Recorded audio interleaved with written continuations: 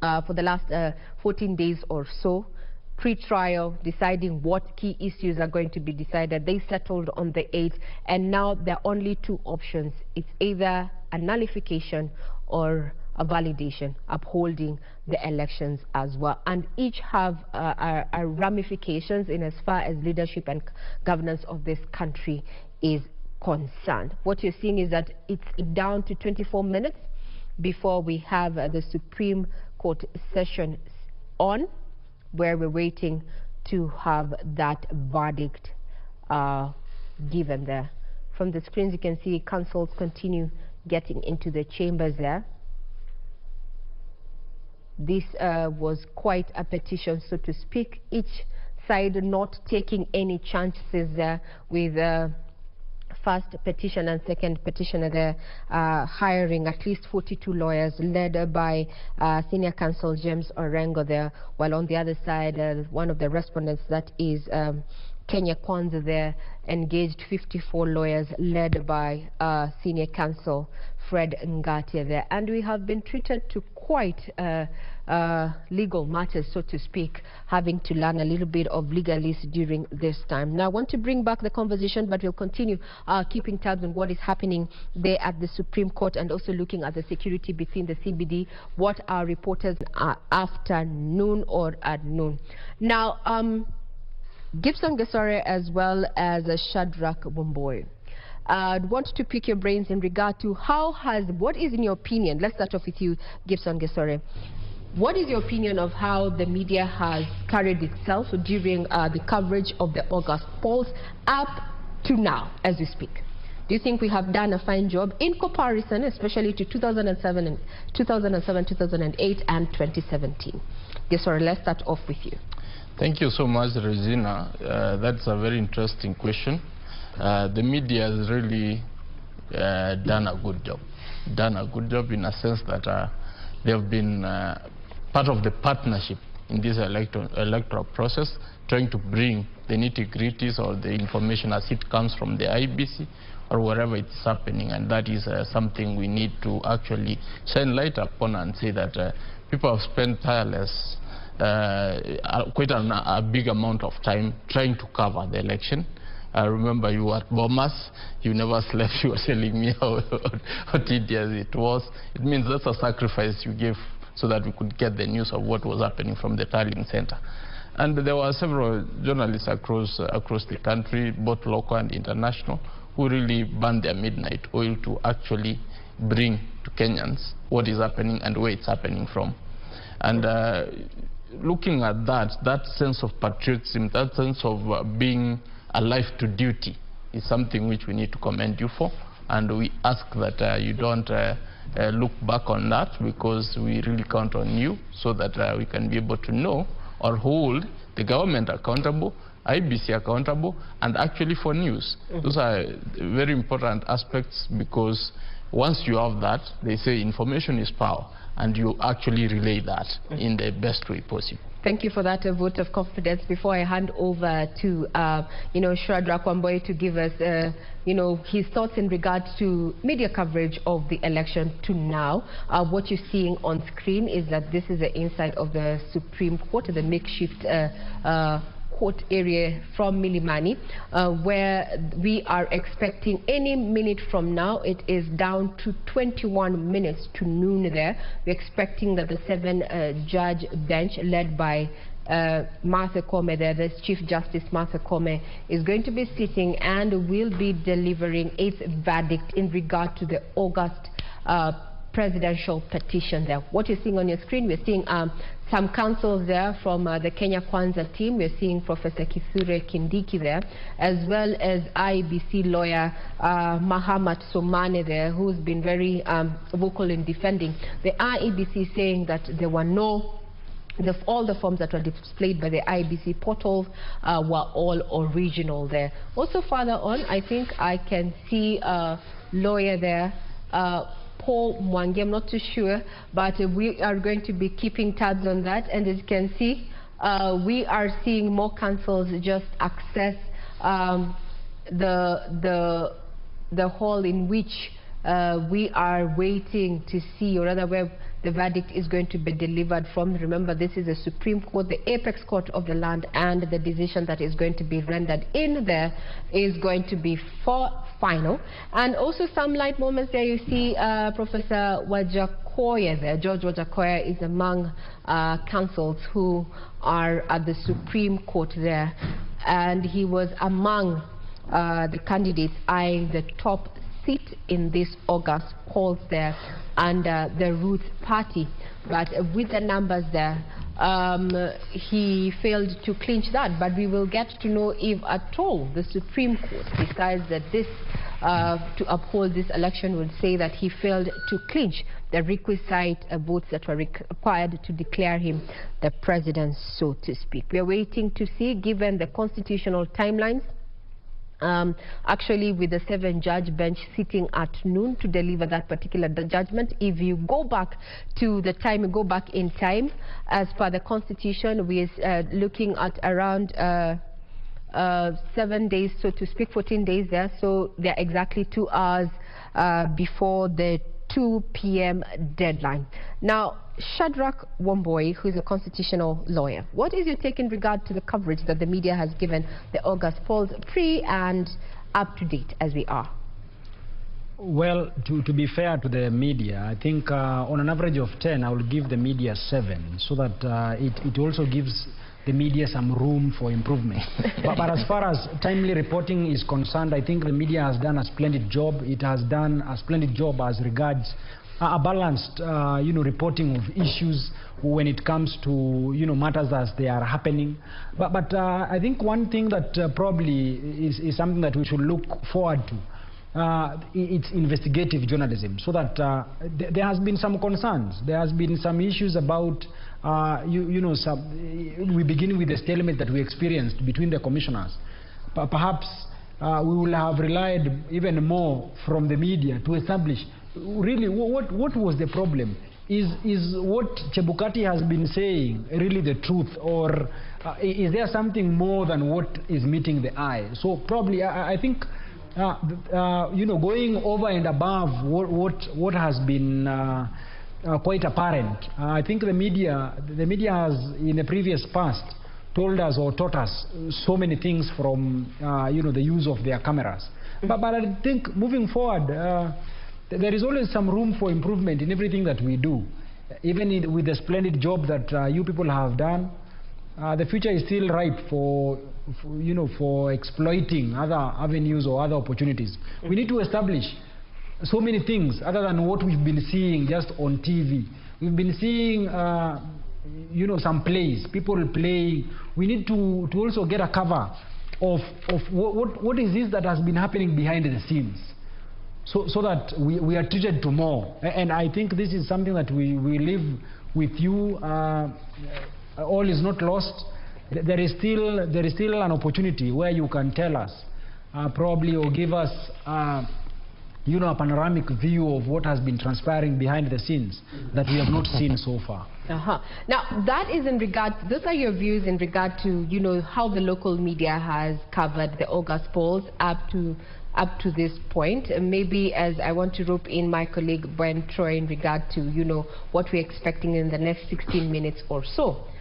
How does it compare when it comes to coverage of elections between the local media vis-a-vis the international media? Because there's a conversation that is currently ongoing online that there's a lot of anticipation, and it's all not good. It's actually negative, portrayal of Kenya and this particular situation we find ourselves by a section of international media outlets. Indeed. And Ray, let me pick it from where you started out when you talked about how the media has carried itself through all the electoral process and through the petition itself. Yeah. And you bear me witness that a lot of Kenyans talked about media letting Kenyans down the day that we started tallying the results. We did a very good presidential and gubernatorial debates, but we were not as united or as one cohesive unit when it came to the tallying process, and which would have helped a lot of Kenyans cool their nerves. But away from that, the election itself and the petition, I would say we as media have carried ourselves in the best way so far. In the great words of Wakili here, is that we still have some room to improve as based to how we cover and how we write our report. Because looking at what we see the same thing, but at the end of the day, when we go down to write our story, sometimes you find some discrepancies here and there. That said, the media also will be keen, and Kenyans will be keen to see how after this we do carry ourselves, because at the end of the day, you have had America talk about it, many countries, but they have to rely on the media, because if you don't show it, if you don't write it, if you don't present it out there, no one will know exactly what is happening in the country. And still on the same, and I think this is something that we can have a discussion on, an interesting read written by a journalist talking about the presidential petition. Raila Odinga has been a perennial petitioner when it comes to this, and that person is arguing no matter how this goes, either his way or not, he will be credited in fighting the fight and actually trying to solidify our democracy. I don't know how Wakili Gisore you view this, but at the end of the day, despite his hits and misses, because he's had some wins and some losses as well, is that he has enabled Kenya to be a democratic country, and also single out some of the things, because in 2017 what the Apex Court talked about are some of the things that we have been able to implement in our 2022 politics, and at the end of the day, win or lose, he still be credited in solidifying our democracy. Sorry. I think, Bentro, I want to thank you for raising that issue about Raila Amolo Odinga. Raila Amolo Odinga is one person who has serious temerity for democracy, if I might say that, because look at the man, look at his journey. This man has been in prison, came out, fought for the 1992 liberation. That succeeded. We appealed Section 2A, and then turns back and joins Moi's government, and then turns to throw Moi's government out, or his choice, giving rise to another liberation, whereby we had change of power. Then fast forward, we come to the 2005 referendum, where he had to actually leave government and champion our cause towards liberating Kenyans through a new constitution, which had dragged on for too long. So we saw his hand in all this process. We saw it in 2007 when the election went sideways. He was able and willing to share the government, as opposed to contrary views which were telling him you shouldn't share anything, you won. If he was somebody bad, he could not have reneged on that.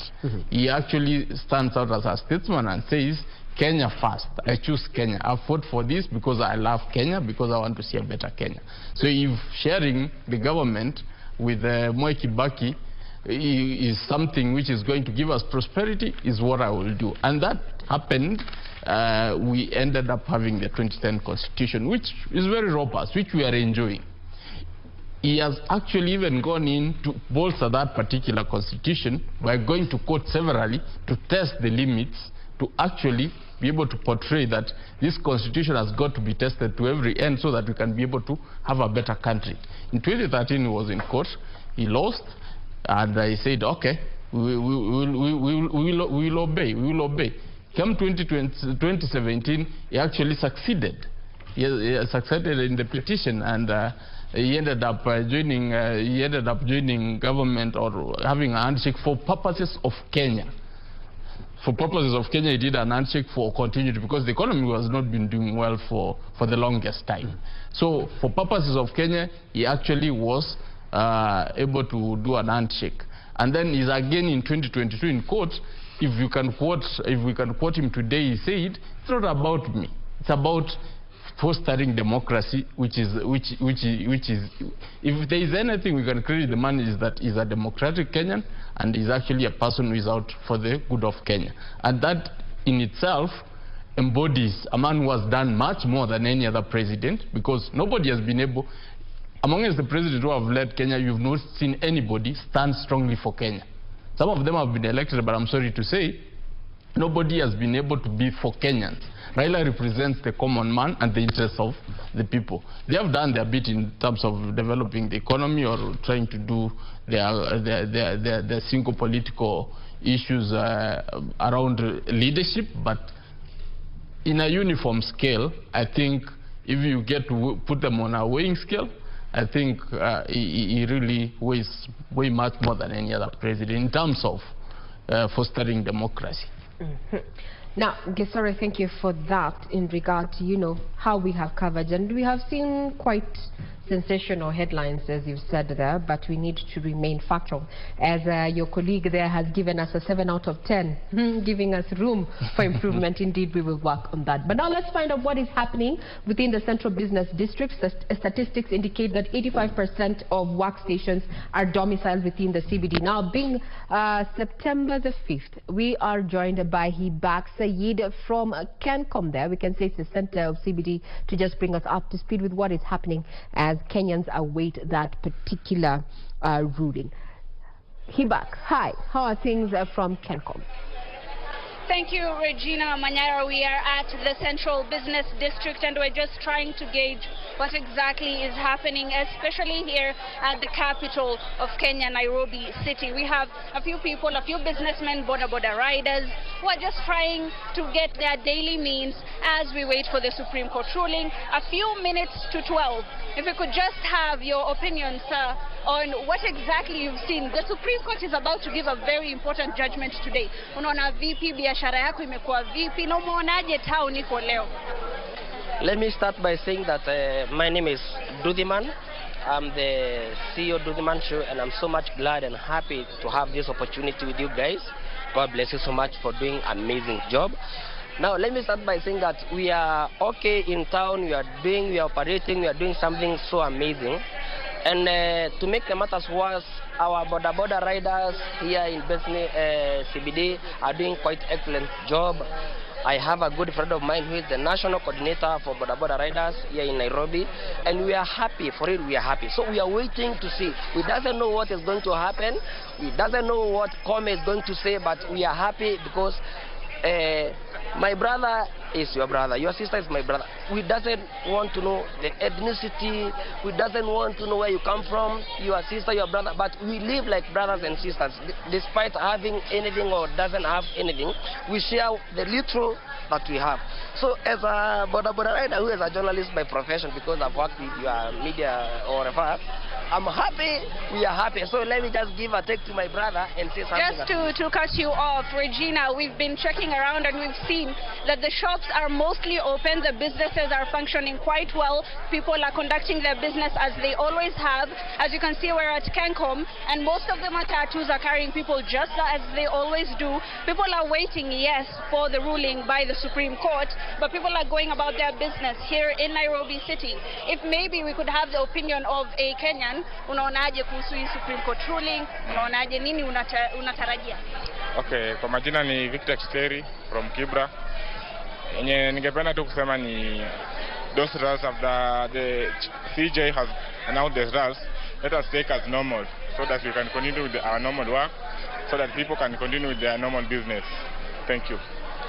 Well, I'm going to have to give it back to you, Regina. We're still going to be traversing Nairobi City, and maybe we'll go to another street within the Central Business District and to just see what exactly happens as the day progresses and as the judgment comes. Back to you in studio, Regina. Thank you, Hibak, for that quick update. I can see, yes, Kenyans quite the, still being Kenyans, trying to make light of the situation, even as it remains, on tenterhooks. We remain on tenterhooks in regard to what we should expect come the next 6 minutes there. And we are live. We have our reporters there on ground, including Serafina Robi, who is going to be bringing us up to speed with what is happening. Kenyans asked to remain peaceful as we wait the 7-judge bench there to make a ruling in regard to the August presidential petition. What you're seeing on your screen, those are live pictures from Milimani there. We have seen various councils have arrived. We have Kithure Kindiki there, who is part of the Kenya Kwanza legal team. There is Katwa Kigen just crossing your screen there. further ahead there, we are also having other councils who are either have been representing the respondents or the petitioners there, all looking calm. At the end of the day, we have there has to be peace and justice going forward. We are all brothers and sisters there.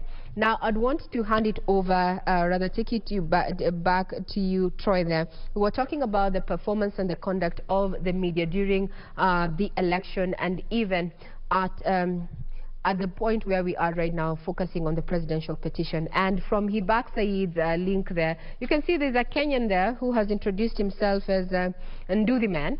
And what I am actually proud of is that during this particular election, we did not have an issue of, you know, sensation, so to speak, with the Githeri man aspect and such. We did not see this.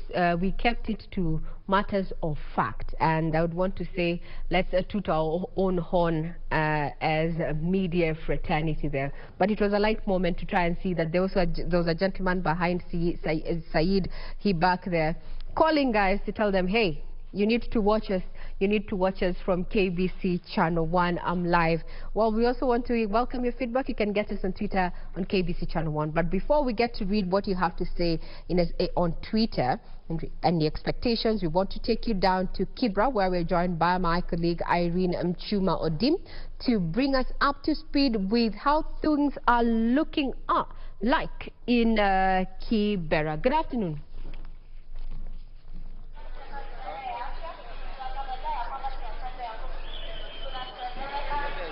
Representing the country.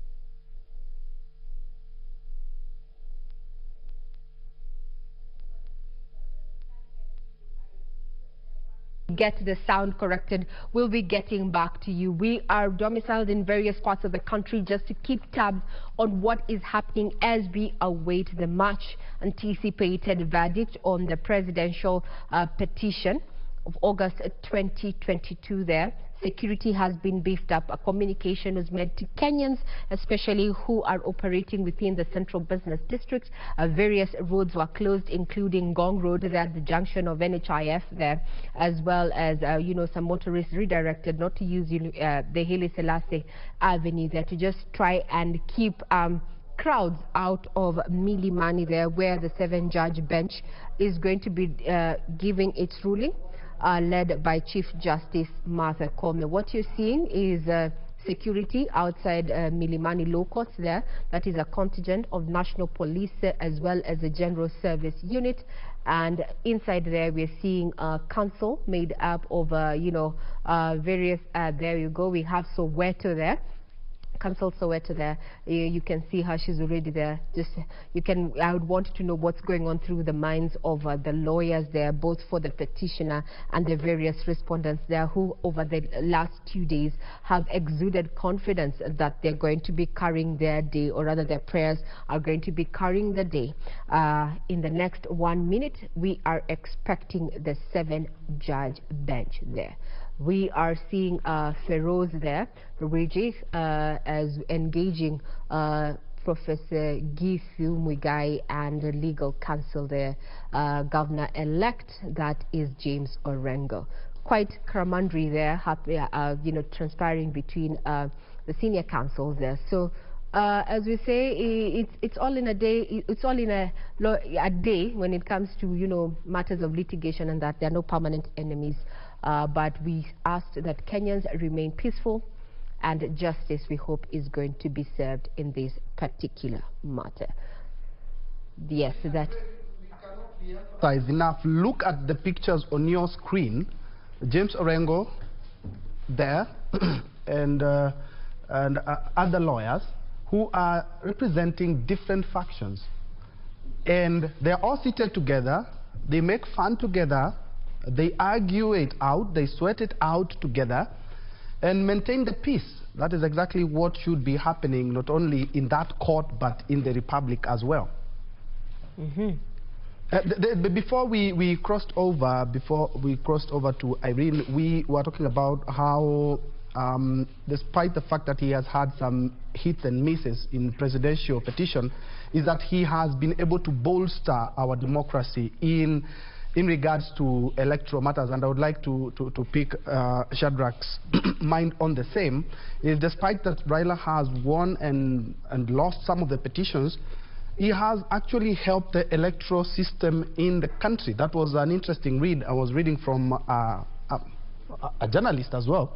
And on the 7 out of 10, yes, I do agree, because there are some journalists still talking about a ruling. We don't expect a ruling, we expect a judgment today, because it's the final product of what they have been hearing for the last couple of days. Wamboy, I would like to pick your mind on the same.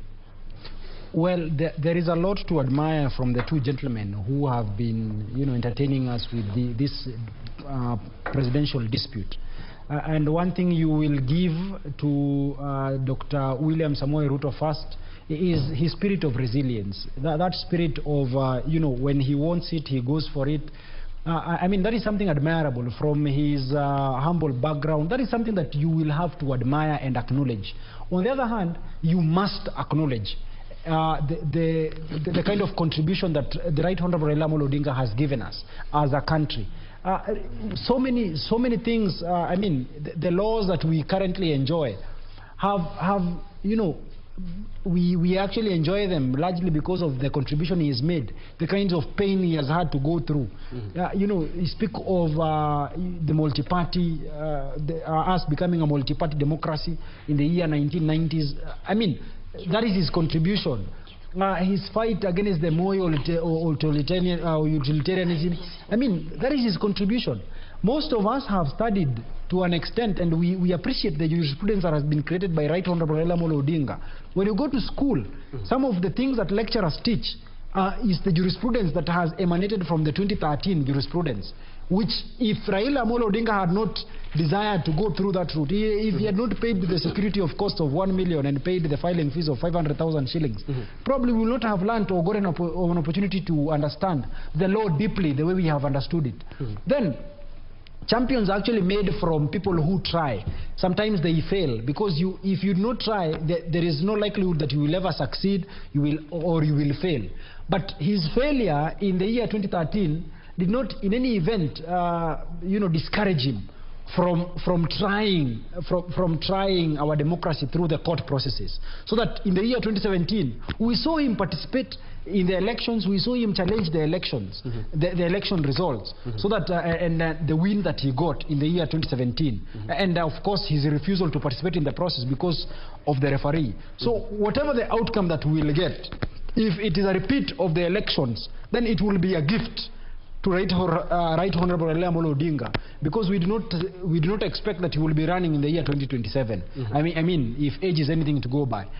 In any event, even with probably a repeat of the process, it does not necessarily mean that it is a loss to Dr. William Samoei Ruto. No, it does not mean it. It only means that probably this is just but his dream that has been deferred, so that he will have another opportunity, probably in the next or within the 60 days that are set in law, and even probably even in the future. I mean, Right Honorable Dr. William Samoei Ruto is a young man who has a lot of life in himself. I think today he should be turning 55 years of age. Really, he has a lot. Now, one point, let's get to hear what is happening down in Kibra, where we're joined by Irene Mchuma Odim there to just bring us up to speed with what is going down there. Good afternoon, Mchuma. How are things at Kibera, or rather in Kibera? Regina, good afternoon. We are coming to you live at Kianda area in Kibra constituency. Earlier on, we were at Ayani and Makina areas, and Regina would say it's business as usual to a huge number of residents here in Kibra constituency. However, there are those who are following the proceedings from their screens. This as we wait for the verdict of the Supreme Court. Remember, Raila Odinga, who is the Azimio la Umoja presidential candidate, is also the ODM party leader, and Kibra constituency has time and again given him a back wherever he's making a move politically. And interestingly, Regina, unlike what many people would anticipate, that many people will remain at home and not go back to the business. It's business as usual for many residents here in Kibra constituency. In fact, the shopkeepers, the tailors, the welders are going on with the business as usual. The matatu operators, boda riders. Thank you very much. The 7 judges making their way that are about to take their seats. Remember, this particular 7 judges are made up of William Oko, as you can see on your screen, flanked by Njoki Ndongo having a seat, Isaac Lenaola, Smokin Wanjala, Philomena Mwili, who's the Deputy Chief Justice, and Martha. Let's have a listen in.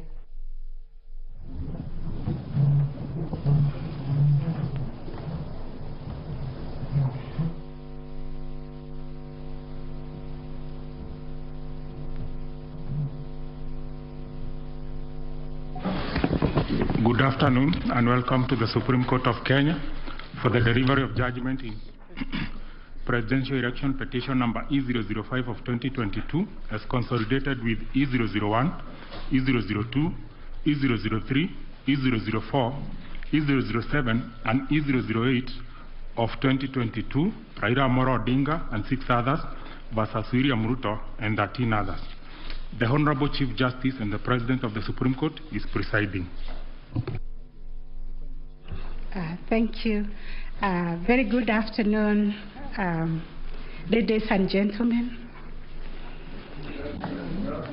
Yes, this is the judgment of the court, which is delivered pursuant through Rule 23(1) of the Supreme Court Presidential Election Petition Rules 2017 in the presidential election held on the 9th August 2022. This is an abridged version of the judgment. The full judgment will be delivered after 21 days.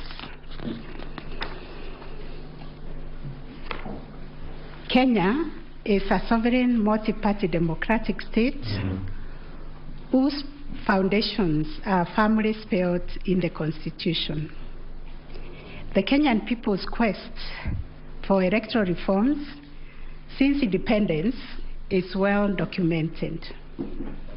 That notwithstanding, and even without going back to the pre-1992 era, every cycle of elections has been highly contested, with the exception of 2002.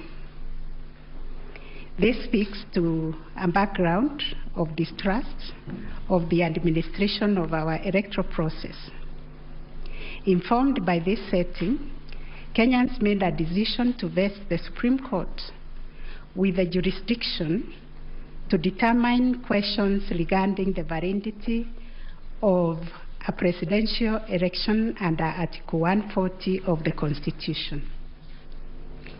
The reactions following the declaration of results of the presidential election of 9th August 2022 shows that the Independent Electoral and Boundaries Commission, IEBC, has not yet garnered universal public confidence and trust in the internal management of the Commission and elections. On the 15th August 2022, 6 days after the general elections were held, Mr. Wafula Chapkati, the chairperson of IEBC, announced the following results. Raila Odinga, 6.942, 930 votes, representing 48.85%. William Ruto, 7.176, 141 votes, representing 50.49%. David Wahiga, 31,987, representing 0.23%. George Wajakoya, 61,969, representing 0.05%. 44%. Based on the aforesaid results, the chairperson of INBC declared William Samoei Ruto the first respondent, the presidential candidate for the United Democratic Alliance Party, as the president-elect. This declaration has precipitated a total of 9 presidential petitions that are filed before us, to wit, number 1, presidential election number 001 of 2022, John Njoroge Kamau versus Wafula Chebukati and 3 others, and Raila Amolo Odinga and 7 others named as interested parties. The second petition is presidential election number 002 of 2022, Youth Advocacy Africa and another versus INBC and 12 others. Third petition, presidential election petition number 003 of 2022, Kerif Khalifa and 3 others versus INBC and 3 others. Fourth petition, presidential election petition number 4 of 2022, David Kariuki Ngari versus INBC and 9 others. 5, presidential election petition number 5 of 2022, Raila Amolo Odinga and another versus INBC. 6, presidential election petition number 6 of 2022 by Moses Kuria and others versus Honorable Raila Amolo Odinga and 4 others named as interested parties. Number 7, presidential election number 007 of 2022, Okia Omtata Okoiti and others versus INBC and others. Number 8, petition number 008 of 2022, Julia Nyokabi Chege and others versus INBC and 3 others. And the last one but not least, petition number 009 of 2022, Ruben Kigame Richete versus INBC and others. In addition to these petitions, we received a total of 24 interlocutory applications and 1 preliminary objection, which were filed in this court. 2 of the presidential election petitions were struck out. That is petition number 006 and 009 of 2022 for failure to meet the constitutional threshold as set out under Article 140 of the Constitution. On 29 August 2022, this court also admitted 3 amici curiae briefs by the Law Society of Kenya, the Kenya section of International Commission of Jurists, and John Warubengo and 2 others. Upon perusing and considering the issues raised in the remaining presidential election petition numbers 001, 002, 003, 004, 005, 007, and 8, the responses and the submissions filed thereto, this court found that all the 7 petitions substantially raised similar issues and sought similar reliefs. Consequently, on 30th August 2022, this court ordered that the 7 petitions be consolidated and designated presidential election petition number 005 of 2022 as the lead file. From the consolidated petition, the responses filed and submissions filed by all the parties, the court crystallized the following issues for determination. And those issues are there. We have repeated them several times. I will not read them. Having considered and deliberated upon the consolidated petition, the attendant responses, submissions, and also considering the amici curiae briefs, we now make the following determination on issue number 1, which is whether the technology deployed by IEBC for the conduct of the 2022 general elections met the standards of integrity, verifiability, security, and transparency to guarantee accurate and verifiable results. As noted in the introduction, lack of trust in the electoral system has endured in Kenya for a long time. This led to the introduction of electoral technology following recommendations made by the Independent Review Commission on the general elections held on the 27th December 2007, popularly known as the Kriegler Commission report. That report recommended integration of technology into Kenya's electoral process for registration, identification of voters, and transmission of results. These were enacted in Section 44 of the Elections Act 2011. By this statute, IEBC is enjoined to adopt technology in the electoral process.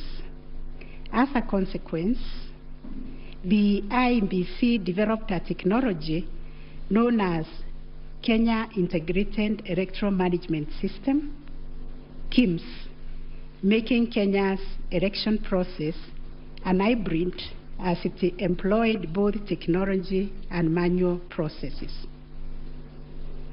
The first, third, and fourth petitioners in the consolidated petition challenge the technology used by IEBC during the 2022 general election. They plead that the manner in which technology was deployed and utilized fell short of the prescribed constitutional and statutory standards. As regards the audit of the register of voters, they urge that IEBC, pursuant to its elections operations plan, committed itself to conducting an audit of the register of voters by 31st March 2022. To the contrary, they arrange it only publicly availed the audit report on its website on 2nd August 2022, which was only 7 days to the elections. In this report, it was noted that the auditors established serious gaps and risks to the electoral process, including numerous cases of change of voter stations without knowledge or approval of the affected voters.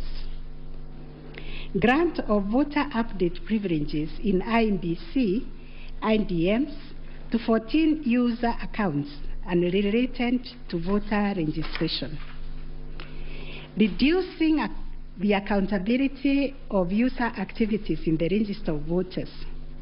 Presence of 11 active generic accounts on the MBIS application and the 2 MBIS users with the same login identification. Risking unauthorized system users, possible interference, change of particulars on the activation of voters in the system. IEBC's failure to set up access, decertification, and user activity review process.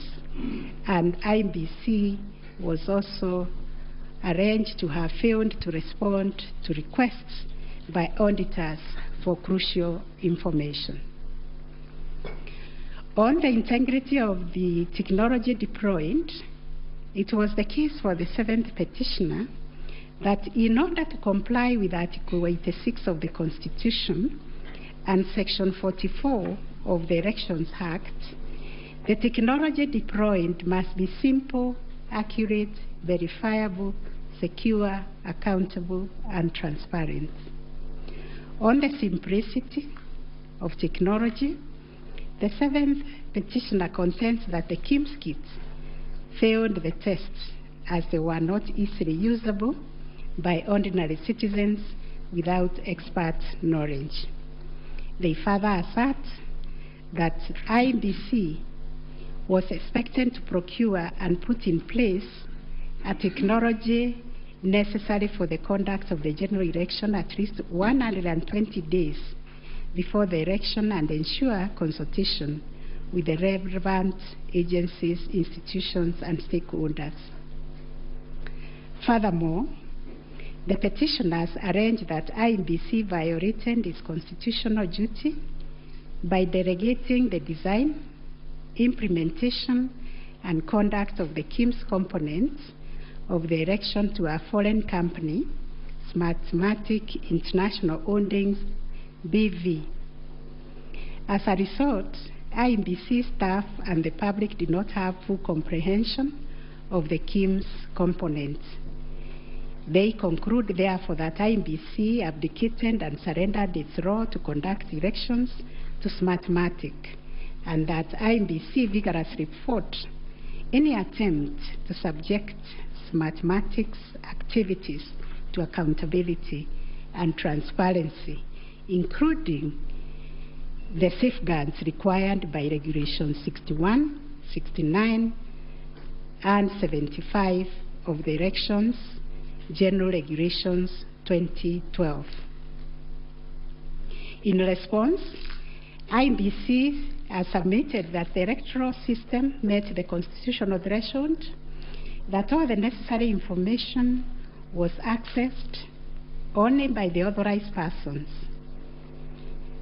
The information was accurate, complete, and protected from malicious modification, either by authorized or unauthorized persons. IEBC maintained an audit trail on activities related to information, and that the information was available and could be authenticated through the use of various security features. In further response, IEBC contended that they engaged KPMG on 7th April 2022 to conduct an audit of the register of voters, which was submitted on 18th June 2022. In addition, it issued a briefing on the report on 20th June 2022, summarizing the thematic areas therein and disclosing its findings as well as actions taken to remedy the issues identified. It also conducted its annual audit in compliance with Regulations 11 and 12 of the Election Technology Regulations 2017 and a certification of compliance issued to it on 3rd August 2022. IEBC relied on sworn affidavits by Michael Uma, Moses Sunkuri, and Hussein Majan on 26 August 2022, which were to the effect that it published the interim report by KPMG on 8th June 2022 and embarked on remedial measures aimed at effecting the recommendations ahead of publication of the final report. It was ascertained that it could not publish the full final audit report, as doing so would compromise the integrity and security of the electoral technology system, considering the provisions of the Data Protection Act, which imposes a duty to protect the data of Kenyan voters. On the other hand, the first and second respondents urged that even if there was failure of technology, it did not vitiate the result of the presidential election. Upon considering all the pleading submissions and the ICT scrutiny and inspection tallying and recount report, which fully examined the IEBC's result transmission system, RTS, we are not persuaded by the allegation that the technology deployed by IEBC failed the standard of Article 86A of the Constitution on integrity, verifiability, security, and transparency for the following reasons. 1. Whereas it is true that the KIMS kit failed in 235 polling stations, 86,889 voters were granted the right to vote manually, and the requisite forms 32A were duly filed. This happened successfully in Kibwezi West constituency and parts of Kakamega County. 2. While the audit report was released to the public 7 days before the 9th August election, the register of voters was used at the election without any apparent anomalies. 3. Smartmatic was procured to provide the necessary technological infrastructure, as IEBC did not have the capacity to do so. No credible evidence meeting the requisite standard of proof of access to the system by unauthorized persons was adduced by the petitioners. The scrutiny report prepared by the registrar of this court did not reveal any security breaches of the IEBC's RTS. IEBC successfully deployed a biometric voter register system which captures unique features of a voter's facial image, fingerprints, and civil data to register and update voter details across the country and also in the diaspora.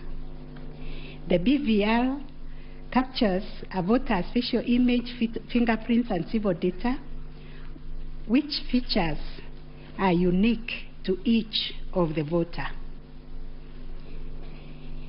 In compliance with Section 6A of the Elections Act 2011, IEBC opened the register of voters for verification of biometric data by members of the public for a period of 30 days. Thereafter, the register was revised to address issues arising from the verification exercise. KPMG then audited the register, and we are satisfied that the inconsistencies and inaccuracies identified during the audit were somewhat successfully addressed. The second issue was whether there was interference with the uploading and transmission of Forms 34A from the polling station to the IEBC public portal. The first petitioner arranged staging that a person who had access to the RTS intercepted, detained, or stored Forms 34A temporarily to convert or manipulate it before uploading it on IEBC's public portal. It is arranged also on 11th August 2022, IEBC dumped over 11,000 Forms 34A on the public portal between 11 to 11:09 hours. To rebut this allegation, IEBC and its chairperson, in their response dated 26th August 2022, denied staging and unauthorized intrusion of the RTS. In that regard, they urged that every image of Form 34A was uploaded immediately after the transmittal of results. The form was received as evidence by the timestamp. Similarly, the first respondent denied these allegations. Our finding: 1, no credible evidence was presented to prove that anyone accessed the RTS to intercept, detain, or store Forms 34A temporarily before they were uploaded to the public portal. The allegation that 11,000 Forms 34A were affected by staging was similarly not proved. 2, the allegation that IEBC, its officials and strangers used a tool to tamper with the Forms 34A before converting them to the portable document format, that is PDF, that eventually appeared on the public portal, was sufficiently explained when IEBC demonstrated how KIMS captured and transmitted the image of Form 34A. Accordingly, we dismiss that allegation. 3, during the ICT scrutiny, it turned out that the transmission logs produced in the affidavit of Justice Nyangaya were of no probative value. The registrar's report shows that the original Forms 34A from the contestant polling stations, which were allegedly intercepted, were exactly the same as those on the public portal, and the certified copies that were presented to this court pursuant to the provisions of Section 12 of this Supreme Court Act 2011. 4, regarding the allegation that the integrity of the public portal was compromised, this was disproved by evidence of consistent attributes such as unique timestamps, uniform PDF conversions at the polling stations, correct polling station mapping, and consistent KIMS reporting from verification to transmission of results. 6, the RTS was configured on a virtual platform network, VPN, and the SIM cards locked to a specific polling station. The server was also configured to accept results only from authorized and properly mapped KIMS kits. In our view, the petitioners failed to produce credible evidence to the contrary. 7, a review of some of the logs presented as evidence of staging showed that they were either from logs arising from the 2017 presidential election or were outright forgeries. In our considered view, there was no evidence of a man-in-the-middle server configured to the IEBC's VPN network, and no evidence was produced to show that the chairperson of IEBC and staff were part of the arranged conspiracy to stage the transmission process. 9, whether there was a difference between Forms 34A uploaded on the IEBC public portal and the Forms 34A received at the National Tallying Center and Forms 34A issued to the agents at the polling stations. On this issue, the first petitioner's case was that there was deliberate manipulation and tampering with Forms 34A, as demonstrated in the affidavits, to the effect that votes were being deducted from the first petitioner and being added to the first respondent. To support this petition, evidence was contained in the affidavits of Honorable Martha Karua, sworn on 21st August 2022, Celestine Anyango Opio, Arnold Ochieng Oginga, and John Mark Githongo, which was sworn also on 21st August 2022, and a further affidavit sworn on 28th August 2022.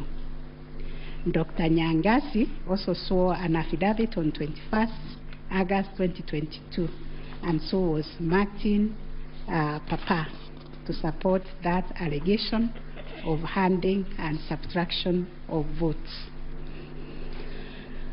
On the other hand, IEBC and its chairperson urged that all Forms 34A transmitted to IEBC portal were not interfered with or manipulated. Further, that the Forms 34A signed at the polling station and issued to the agents were identical to the Forms 34A uploaded on the public portal and delivered to the National Tallying Center at the Bomas. It was contended that in any event, IEBC used the original physical Forms 34A to tally, verify, and declare the presidential election results. This court ordered scrutiny of the forms from the 41 polling stations outlined in the affidavit of Celestine Opio to ascertain the allegation of interference. And this is our finding. 1, there were no significant differences captured between the Forms 34A uploaded on the public portal and the physical Forms 34A delivered to Bomas that would have affected the overall outcome of the presidential election. B, no credible evidence was presented to support the allegation that Forms 34A presented to agents differed from those uploaded to the public portal. The report by the registrar of this court confirmed the authenticity of the original forms in the sampled polling stations.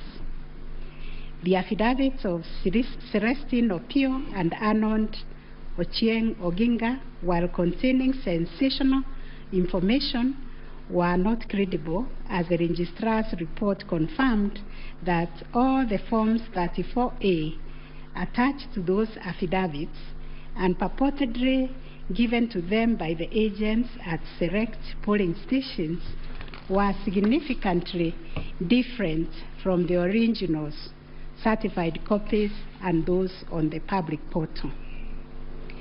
The purported evidence of Celestine Opio and Arnold Oginga, sworn in their respective affidavits, are not only inadmissible, but are also unacceptable. It has been established that none of the agents on whose behalf the forms were being presented saw any affidavit, that there is nothing to show that they had instructed both Celestine and Arnold to act for them. Yet the two have gone ahead to depone on matters that are not within their knowledge. This court cannot countenance this type of conduct on the part of counsel who are officers of the court. Though it is elementary learning, it bears repeating that affidavits filed in court must deal only with facts which an opponent can prove of his own knowledge, and as a general rule, counsel are not permitted to swear affidavits on behalf of their clients in contentious matters like the one before us, because they run the risk of unknowingly swearing to falsehood and may also be liable to cross-examination to prove the matters deponed. We must remind counsel who appear before this court, or indeed before any other court or tribunal, of the provisions of sections 113 and 114 of the Penal Code that swearing to falsehoods is a criminal offense, and 2, that it is an offense to present misleading or fabricated evidence in any judicial proceeding. Section 114 of the Penal Code states, and I quote, "Any person who swears falsely or makes a false affirmation or declaration before any person authorized to administer an oath or a declaration upon a matter of public concern, and at such circumstances that the false swearing or declaration, if committed in a judicial proceeding, would have amounted to perjury, is guilty of a misdemeanor." One of the most serious losses an advocate may ever suffer is a loss of trust by judges for a long time. Such conduct amounts to interference with the proper administration of justice. The contents of the affidavit of John Mark Githongo, which may contain forgeries, are also dismissed for not meeting the evidential threshold. Those averments contain no more than incredible and hearsay evidence. No admissible evidence was presented to prove the allegation that Forms 34A were fraudulently altered by a group situated in Karen under the direction of persons named in the affidavit and video clip attached to it. As a matter of fact, these two affidavits amount to double hearsay and incapable of being proved at each of the rears.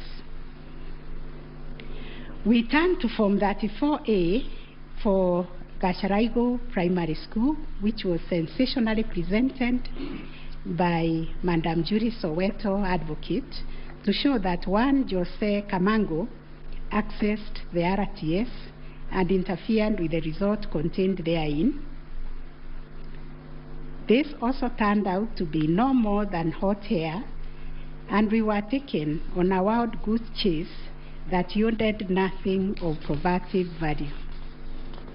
The Kim's kit relating to Songonyo Primary School, which bore the same serial number with another, was admitted by IMBC as an inadvertent manufacturer's error. We are also satisfied that the two kits and other identifying features that were markedly different, including the timestamps and polling code, and therefore nothing turns on this anomaly. Therefore, to the question whether there was a difference between Forms 34A uploaded on the IBC public portal and those received at the National Tallying Center and those issued to the candidates' agents at the polling station, we have found none.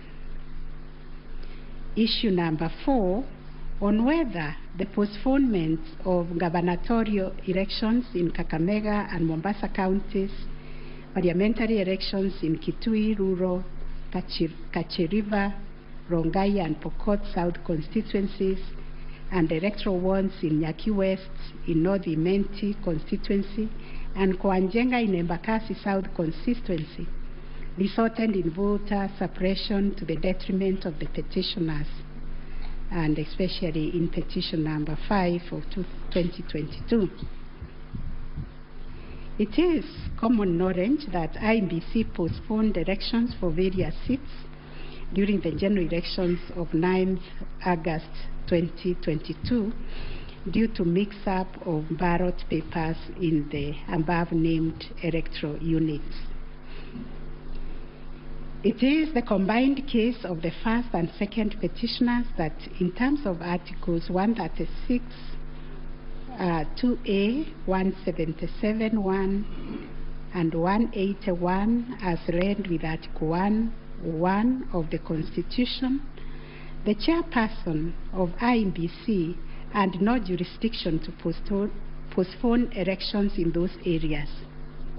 That Section 55B of the Elections Act is inconsistent with the Constitution and therefore void to the extent that it purports to donate to IMBC power to postpone elections in the constituency, county, or ward, contrary to the Constitution, and the postponement undermined the conduct of free, fair, credible elections by depriving the voters an opportunity to vote for all the candidates on the dates stipulated by the Constitution. The petitioners further contend that the postponement of elections and the overall effect of suppressing voter turnouts in the electoral units in question, which was prejudicial to him. Both the first and third petitioners also believe that elections were deliberately postponed in Kakamega and Mombasa counties, it was arranged that these areas are considered to be first petitioner strongholds, and as such, the postponement of elections worked to his disadvantage and added that benefit to the second respondents. These assertions were denied by IEBC and its chairperson. They, however, admitted that they experienced confusion with the printed ballot papers and explained that they only discovered the mix-up on the eve of the election when the ballot papers were being distributed to the polling stations. That as a practice, ballot papers can only be opened on the eve of the election day to avoid any mischief, and that by the time the mix-up was discovered, it was logistically impossible to print and replace the ballot papers in time for the elections. For this claim to succeed, it must be demonstrated first, IEBC had no authority in law to postpone the elections, and secondly, that the postponement was deliberate and calculated to suppress voter turnout so as to affect the results by reducing the petitioners' overall votes. We've looked at the provisions of Section 55B of the Elections Act, which provides for circumstances when elections can be postponed in a particular electoral unit, including in cases of emergency. We are therefore satisfied that on the basis of the foregoing provision, the third respondent and the requisite power to postpone election in the constituencies, counties, and wards in question. Concerning the allegation of voter suppression, we note that voter suppression is generally recognized as a political strategy which takes many forms, but whose practical effect is ultimately to reduce voting by deliberately discouraging or preventing targeted groups of people from exercising their right to vote, and thereby to influence the outcome of an election. It therefore goes against the letter and the spirit of Article 38, which guarantees every citizen the right to make political choices based on universal suffrage.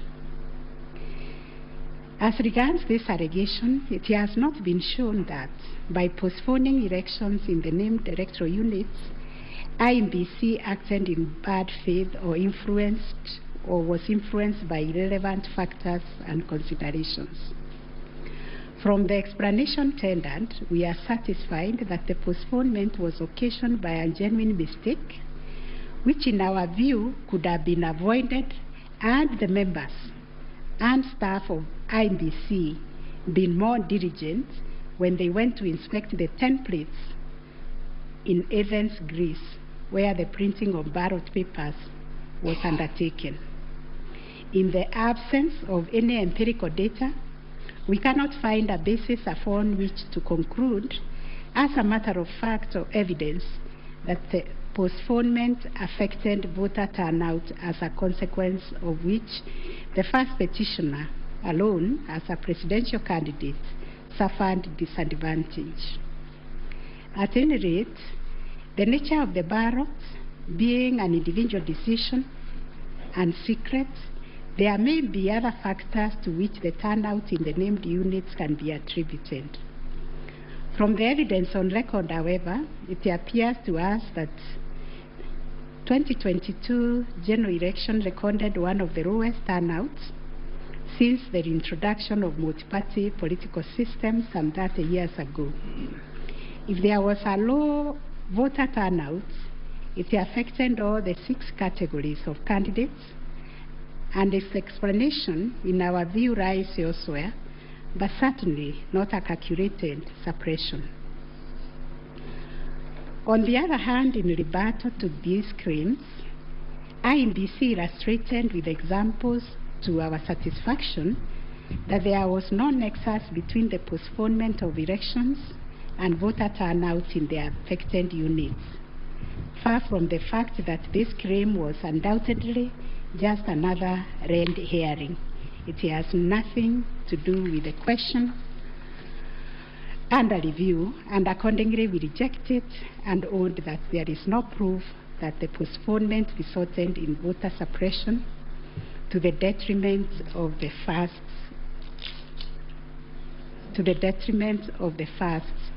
petitioner. Whether there were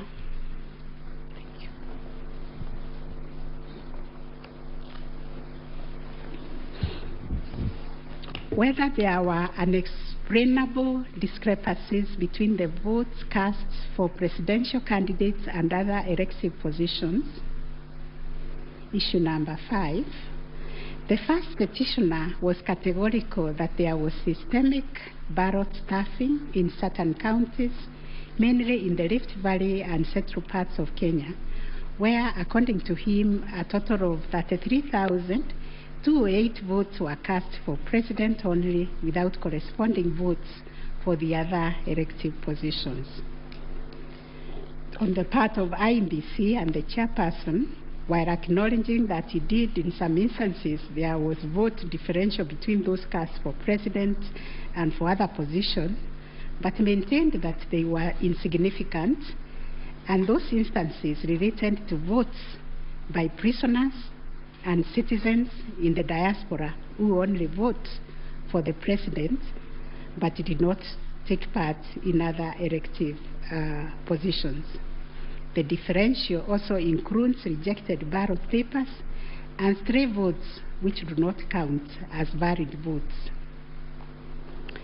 The well-established principle that the person who asserts a fact must prove it casts the burden upon the first petitioner to demonstrate that there were instances of ballot stuffing of such a magnitude as to justify the nullification of the presidential election.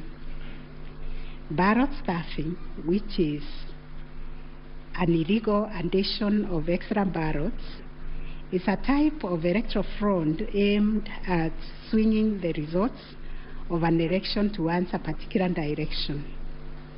Not a single document has been presented by the first petitioner to prove systemic ballot stuffing.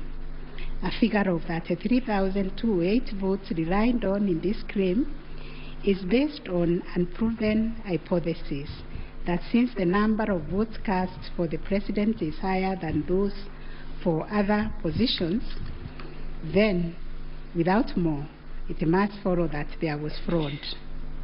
We find that fraud is a serious criminal offense, and it must be proved beyond reasonable doubt under Section 5N of the Election Offences Act. It is indeed an offense for a person to vote more than once in any election. INBC has profound a plausible explanation for the vote differential, citing categories of voters who only vote for the president, such as prisoners and Kenyans in the diaspora. There were an insignificant number of stray votes whose combined effect cannot justify nullification of the election. Finally, on this point, a general election in Kenya comprises of 6 different separate elections held concurrently on the same day. Such elections are held by secret ballots, and one cannot predetermine the voter turnout or how voters will vote in each election. None of the parties has flagged anything so significant that it would have affected the outcome of the presidential election vis-à-vis the other 5 elections held on the same day. We find, therefore, there were no unexplainable discrepancies between the votes cast for the presidential candidates and other elective positions.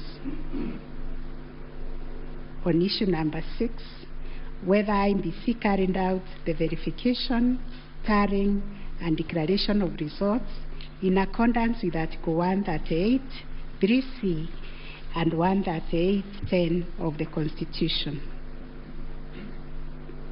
This issue arises from the printings in all the petitions as consolidated. Based on the said printings, the affidavits sworn in support thereof, and the written and oral submissions by parties, two viewpoints regarding the meaning, scope, and application of Article 138, 3C, and 10 of the Constitution have been advanced. On the one hand, the petitioners submit that pursuant to the foregoing provisions, the role of verifying and tallying of votes as received from polling stations countrywide is vested in the Commission as a corporate entity and not the chairperson of the Commission. It is their argument that the chairperson cannot undertake this task to the exclusion of other commissioners.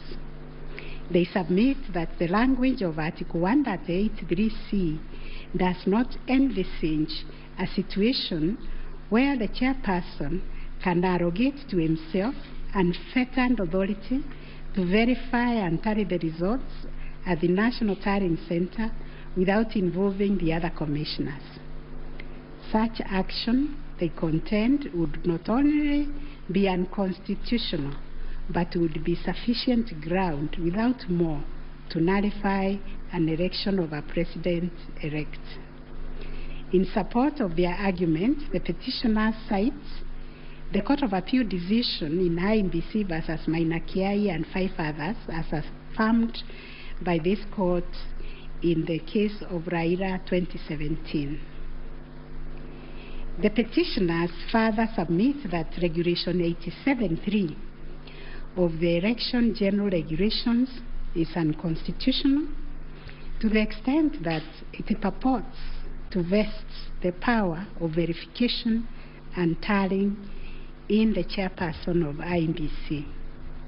On the other hand, the first, second, and third respondents submit that power to verify, tally, and declare results of a presidential election at the National Tallying Center is the exclusive preserve of the chairperson of IMBC.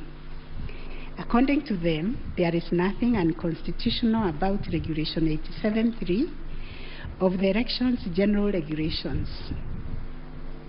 The said regulation, the respondent submits, makes no mention of commissioners other than the chairperson. At any rate, the respondents argue Article 138(3)(c) of the Constitution does not envisage a situation where it is the commissioners who personally undertake the task of verifying and tallying the results as entered into the thousands of Forms 34A. Such an undertaking would be humanly impossible, they submit. For good measure, the respondents submit that Section 11A of the IMBC Act provides that the chairperson and members of the Commission are responsible for the formulation of policy and strategy of the Commission and oversight. In their view, the Act does not contemplate a situation where commissioners would be directly involved in the verification and tabulation of presidential election results. The task of verification and tallying, as stated by the respondents, is executed by the staff of the Commission under the direction and supervision of the Commission Secretary, who in turn reports to the chairperson. As to whether the chairperson acted unilaterally in verifying and tallying the presidential election results at the National Tallying Center, the petitioners claim that he did. This is what happened. It is the petitioner's case that the chairperson published an illegal Gazette Notice number 4956 of 2022, in which he designated himself as the presidential returning officer, a position unknown in law and the Constitution. Having done so, the petitioner states that the chairperson proceeded to conduct the verification and tallying process to the exclusion of other commissioners, each of whom he had assigned verifiable roles and related to the verification and tallying exercise. On his part, the chairperson of IEBC submitted that although he has the exclusive authority to verify and tally the presidential election results as received at the National Tallying Center, he did involve the other commissioners in the exercise before eventually declaring the final results. He submitted that he did this in the spirit of teamwork. The chairperson of IEBC states that indeed the 4 commissioners were involved in the preparation of the 9th August general elections from the time of their swearing into office all the way to the verification and tallying of results at the National Tallying Center until they withdrew from the exercise just when he was set to declare the final results. Having considered all the parties' submissions, we find that pursuant to Article 138(3)(c) of the Constitution, the power to verify and tally presidential election results as received at the National Tallying Center vests not in the chairperson of IEBC, but in the Commission itself. The latter carries out this exercise through its secretariat staff, technical personnel, and any other persons hired for that purpose under the oversight and supervision of the chairperson and the other members of the Commission. In line with this court's decision in Raila Amolo Odinga versus another versus IEBC and 2 others, as reported in 2017 Kenya Law Report, popularly known as Raila 2017, and the Court of Appeal decision in IEBC versus Maina Kiai, we also find that the chairperson cannot arrogate to himself the power to verify and tally the results of a presidential election to the exclusion of other members of the Commission. Indeed, Article 138(10) of the Constitution, although the power to declare the results of a presidential election after verification and tallying is vested in the chairperson, he does so only as a delegate of the Commission. Consequently, to the extent that Regulation 87(3) of the Elections General Regulation purports to vest the power of verifying and tallying presidential election results as received at the National Tallying Center solely on the chairperson to the exclusion of other members of the Commission, the same is contrary to and inconsistent with the provisions of the Constitution. That said, we, however, take cognizance of the fact that the 4th, 5th, 6th, and 7th respondents, referred to as the 4 commissioners, actively participated in the verification and tallying exercise from the beginning up to the and until just before the declaration of the results by the chairperson. They took turns announcing the results as verified and tallied, and were present and active during the actual verification and tallying at Bomas. An example is when one of them, Justice Nyangaya, stood on the podium to announce to the public results and also announced an adjustment that had been occasioned by errors of tabulation. The events of 15th August 2022, therefore, came as a surprise. As the public waited for the chairperson of IEBC to declare the final results, sporadic violence broke out at Bomas. The violence swiftly was contained by the security forces, but there was unexpected drama as 2 different factions of the Commission began to emerge. Kenyans found themselves watching an appalling split-screen scenario on their television sets. On one part of the screen was the chairperson readying himself to declare the results in accordance with Article 138(10) of the Constitution. On the other part of the screen were the 4 commissioners on the runs of the Serena Hotel, Nairobi, from where they announced that they would not own the results that were soon to be declared by their chairperson. The 4 commissioners informed the public of their rejection of the yet-to-be-announced results, terming them opaque due to the manner in which the chairperson had been conducting the verification and tallying exercise.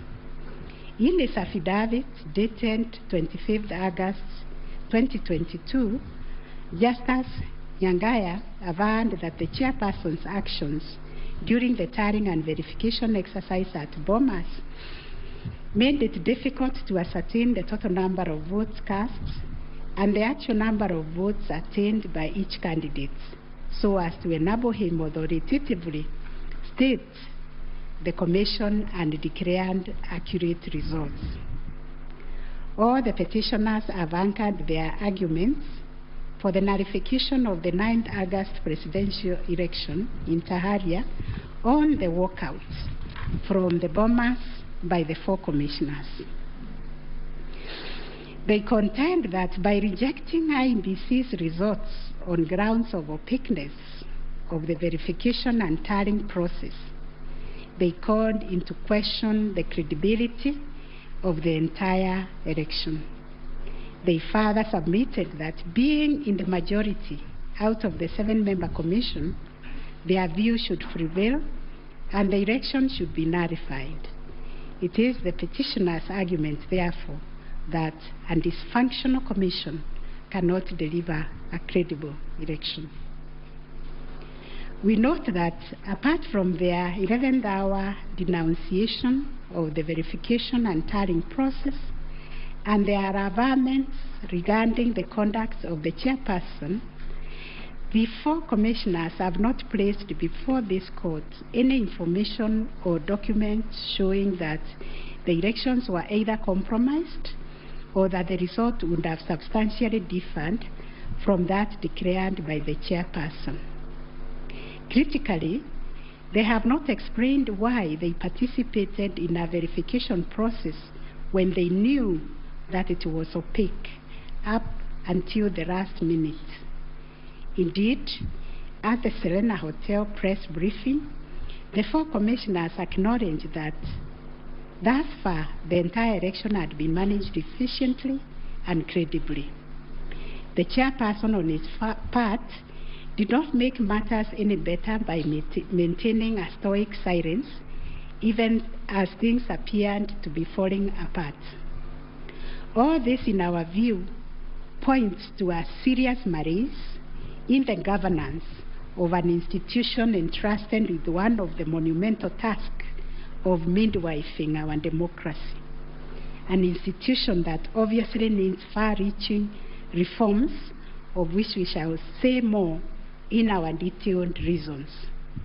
But are we to nullify an election on the basis of a last-minute boardroom rapture, the details of which remain scanty and contradictory between the chairperson of the commission and some of its members?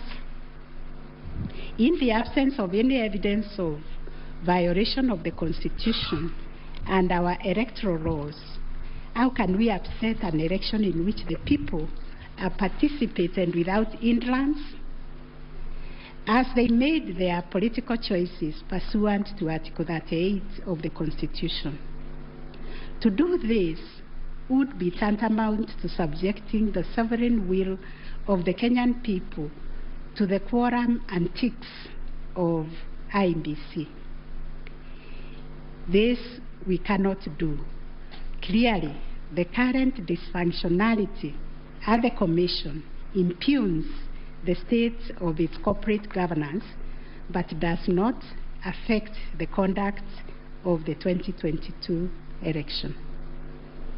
In view of the foregoing, we are satisfied that notwithstanding the divisions apparent between the chairperson and the 4 commissioners, IEBC carried out the verification tallying and declaration of results in accordance with Article 138(3)(c) and 10 of the Constitution. Issue number 7, whether the declared President-elect attained 50+1 of all the votes cast in accordance with Article 138 of the Constitution.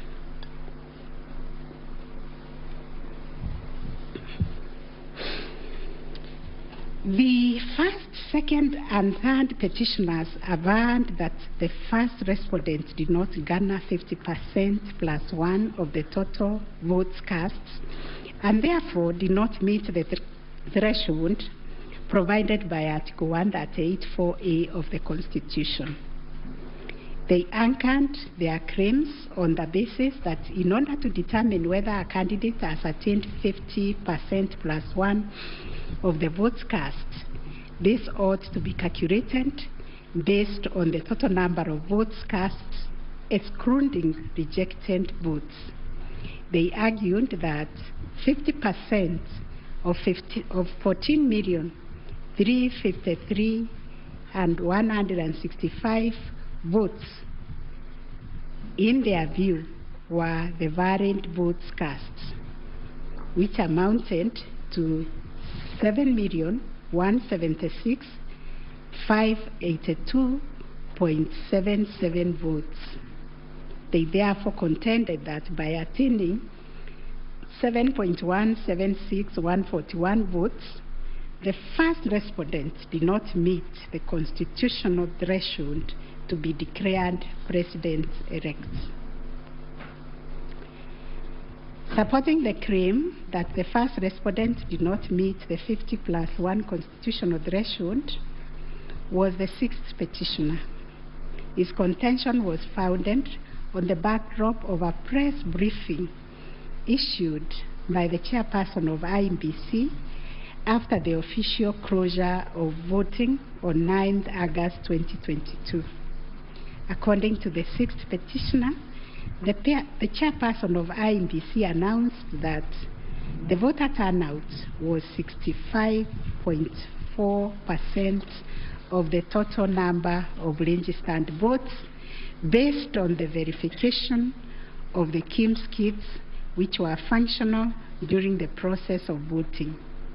In addition, the sixth petitioner urged that the voter turnout of 65.4% did not include some 238 polling stations where the KIMS kit had malfunctioned, necessitating use of the manual register. It was therefore urged that the minimum number of votes cast could not be less than 14,466,779.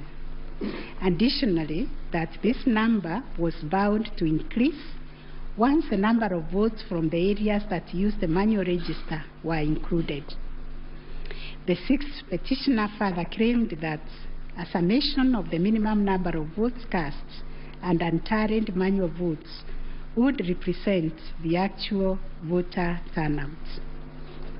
In challenging the declaration made by the chairperson of IEBC, the sixth petitioner averred that the final tally, published in Form 34C, only accounted for 14,326,641 votes cast, including some 113,614 rejected ballots. The sixth petitioner contended that this tally did not factor in some 140,138 votes cast using the manual register.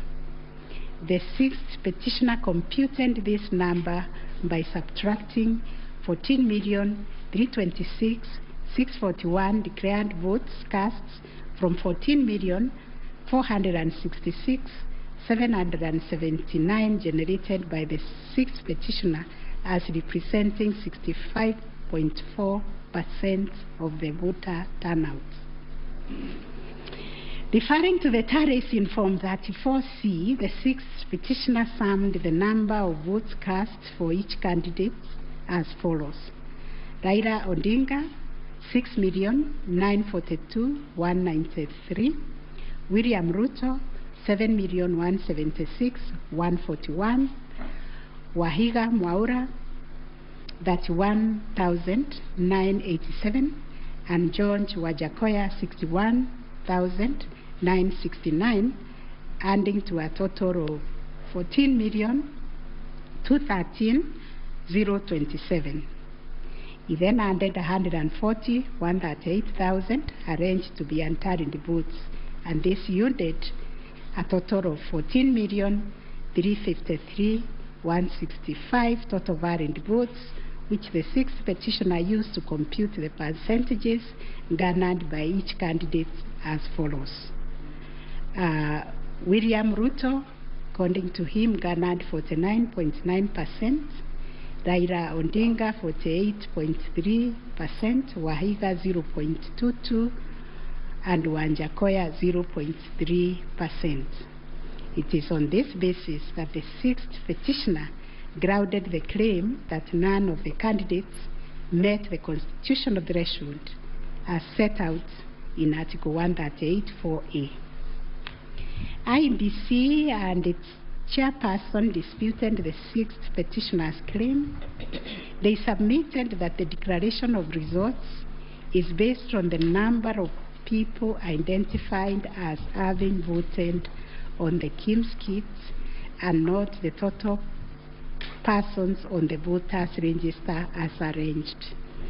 They contended that the final voter turnout, comprising of the voters who were identified through the KIMS kits and those who voted manually, was 64.76% and not 65.4% as arranged by the petitioners.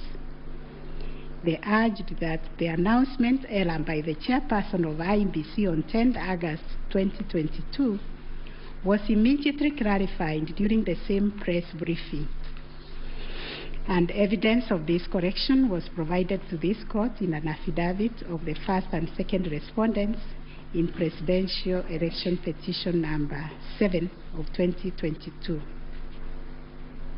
According to IEBC and its chairperson, 14,239,862 voters were identified using the KIMS kits, while 86,889 voters were identified using the printed voter register.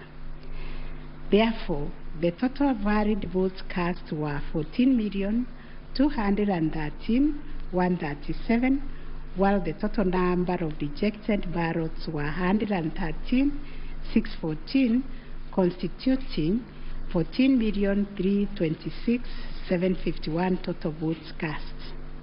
They illustrated that the first respondent garnered 7.176,141 votes against 14,213,137 total valid votes cast, yielding a percentage of 50.49 to meet the requisite constitutional threshold for a candidate to be declared president-elect. In the upshot, the percentage attained by each candidate was as follows: Raila Odinga 48.84%, William Ruto 50.48%, Wahiga Mwaura 0.22%, and George Wanjakoya 0.43%. IEBC and its chairperson also submitted that the KIMS kits malfunctioned in 235 polling stations, necessitating the use of the printed voter register. In these polling stations, backup KIMS kits were later deployed for purposes of results transmission. The first respondent, in response to the question of 50+1 constitutional threshold, maintained that he attained the threshold under Article 138(4) of the Constitution as elaborated by the IEBC and the chairperson. This court has considered the differing formulas and threshold arguments presented by various parties to this petition, while the first, second, and third petitioners raised pertinent questions connected to this issue.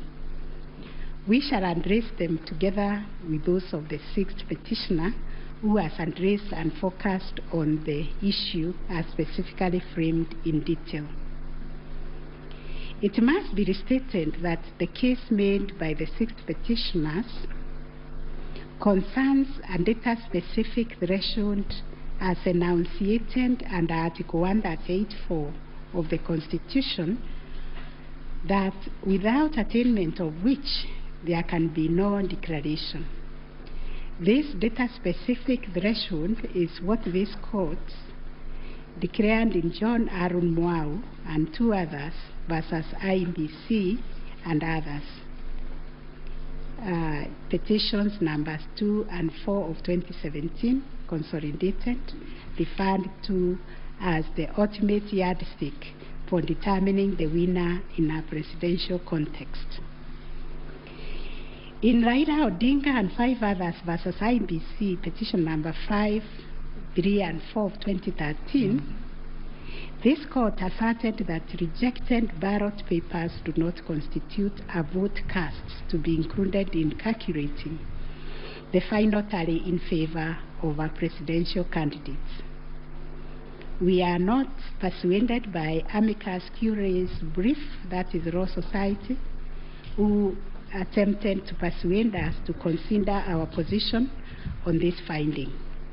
We reiterate that rejected votes cannot be taken into account when calculating whether a presidential candidate attained 50% plus 1 of the votes cast in accordance with Article 184 of the Constitution. Similarly, in the same Raila 2013 case, the court further laid down the parameters of burden and standard of proof in electoral disputes. More specifically, the burden and standard of proof required in disputes challenging the outcome of a presidential election. And this is what the court said, I quote, in the case of data-specific electoral requirements such as those specified in Article 138(4) of the Constitution, for an outright win in the presidential election, the party bearing the legal burden of proof must discharge it beyond any reasonable doubt.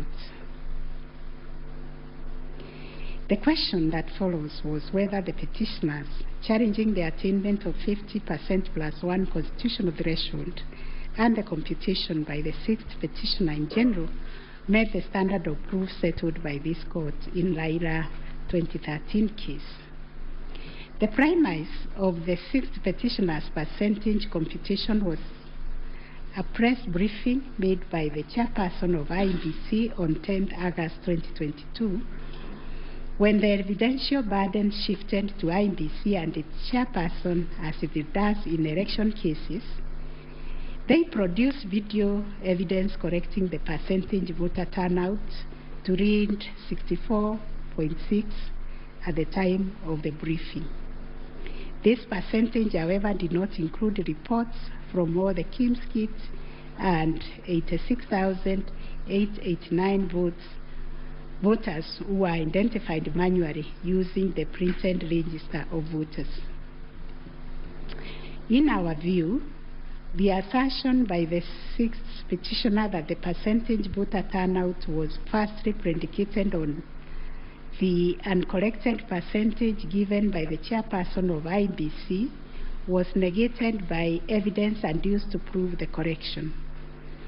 Secondly, the sixth petitioner based his percentage of voter turnout on the total number of registered voters, while the chairperson of IBC made reference in the press briefing to the number of registered voters who were identified through the Kim's kit progressively.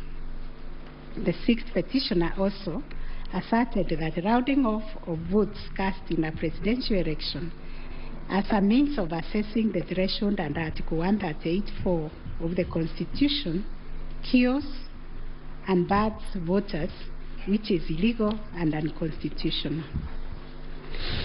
We have deliberated on this proposition and found that it is not mathematically sound and that the rounding off done by IEBC and the chairperson was correct.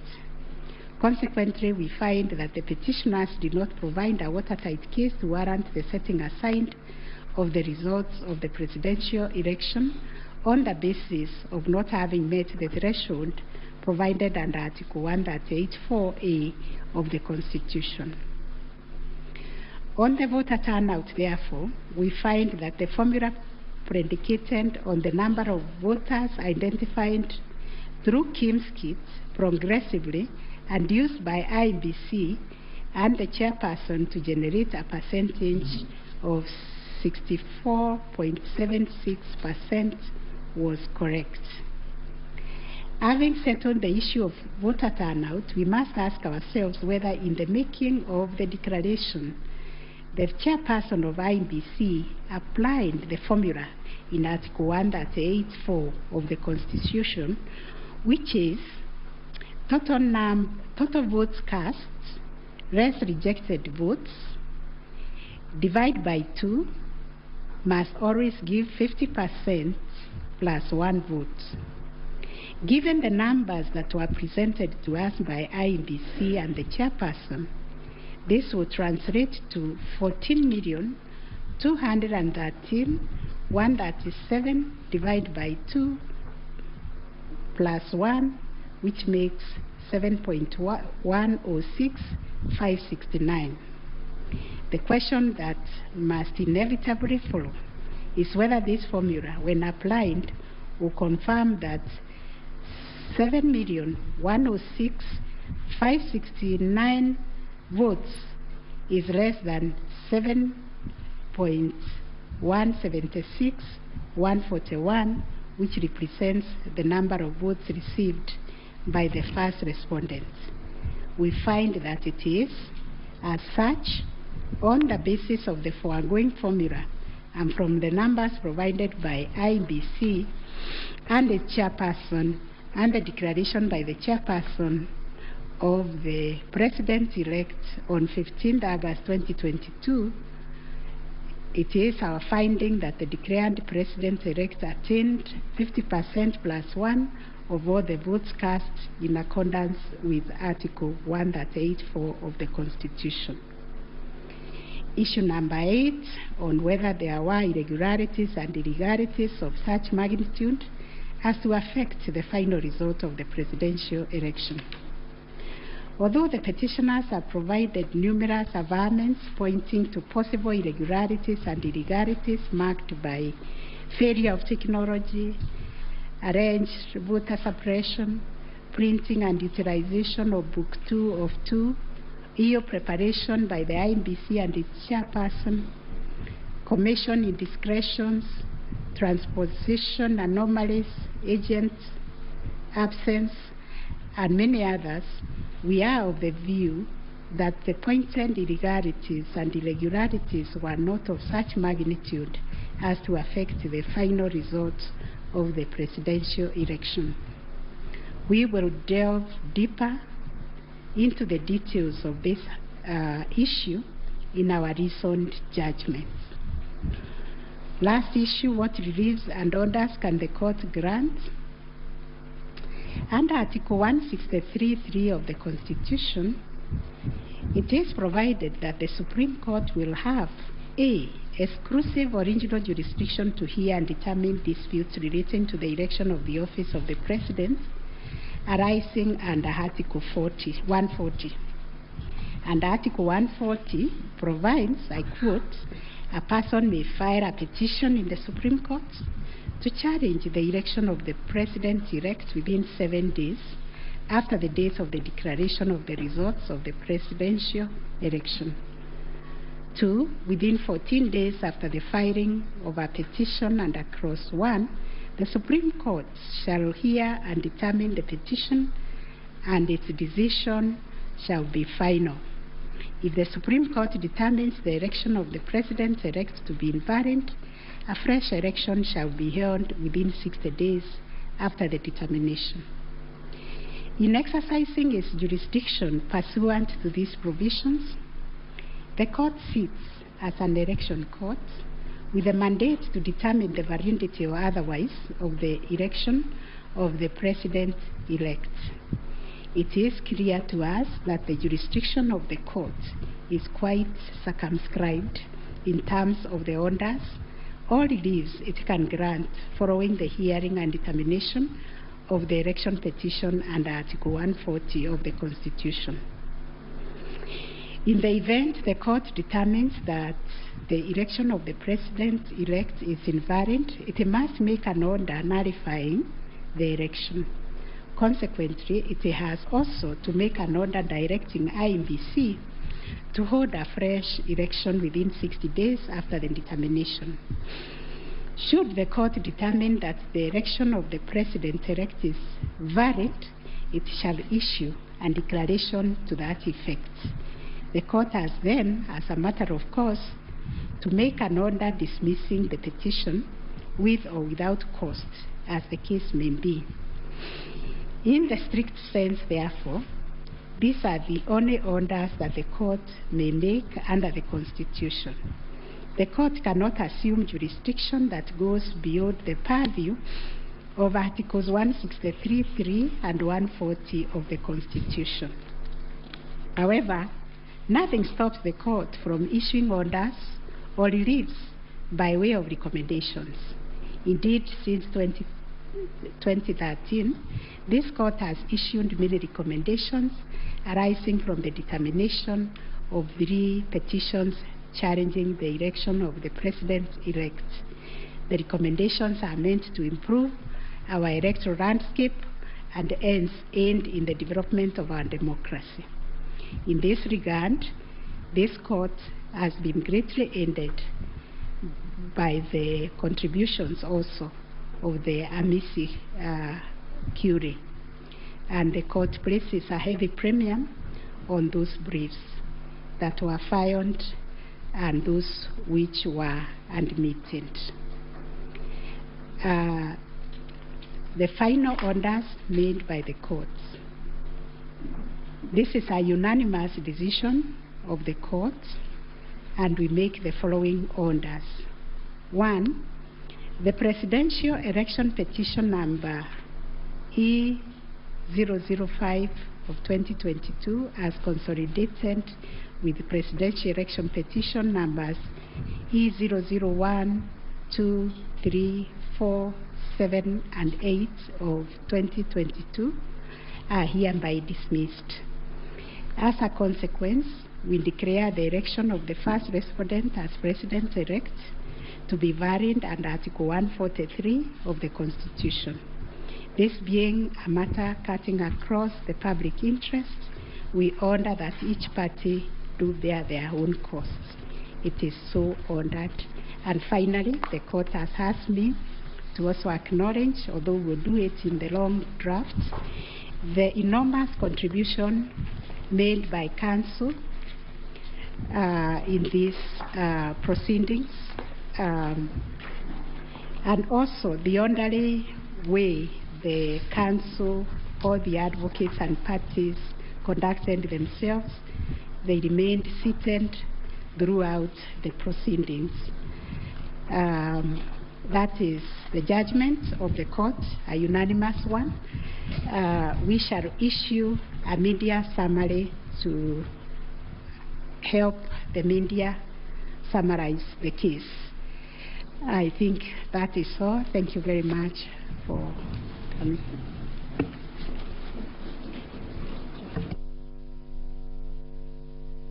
My Lady, Madam Chief Justice, and the learned judges of this court, again, I am requested by my colleagues to thank you most profusely for your labors into delivering this judgment, listening to all of us, and giving our nation this judgment so that we may move forward.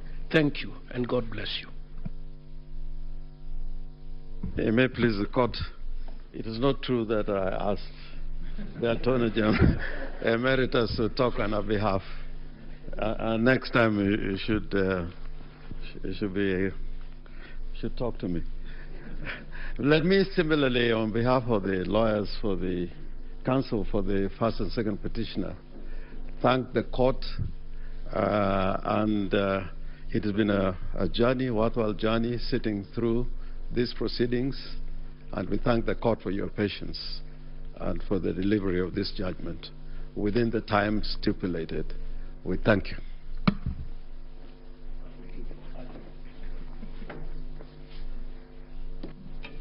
Madam President, members of the court, I wish to request just a couple of minutes for the chairperson of the Law Society of Kenya to make a few remarks in appreciation of the work that the court and Kenyans have done on this exercise, if you allow.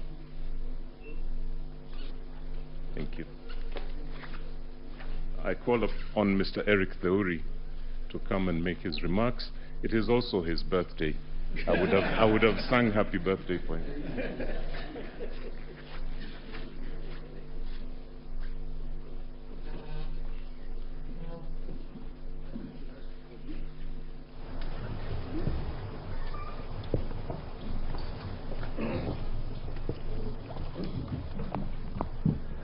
My Lord, the Chief Justice of the Republic of Kenya, the President of the Supreme Court, the Deputy Chief Justice and all the Justices of the Supreme Court, I think it would only be fair that I make my remarks after counsel for the respondents, Senior Fred Ngatia, makes his remarks to the court.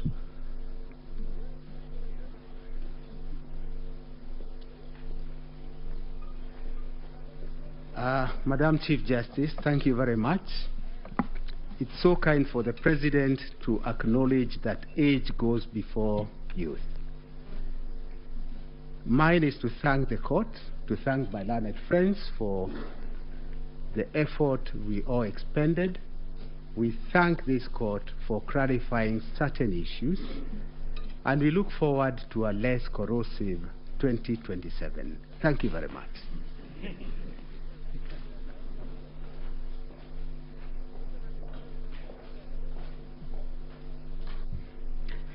Madam Chief Justice, Madam Deputy Chief Justice, it's so nice to have two madams at the same time, and members of the court. Since there are only men talking, I decided that I should become a woman and talk. It's becoming too much of a male affair in here.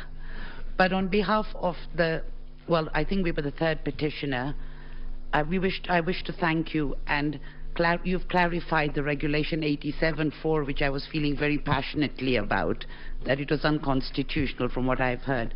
But thank you very much for the time you spent, and we do apologize if at times we looked like hooligans. I mean, you have said we behaved well, but we didn't behave as well as we should have. But thank you very much for your time and for delivering this judgment.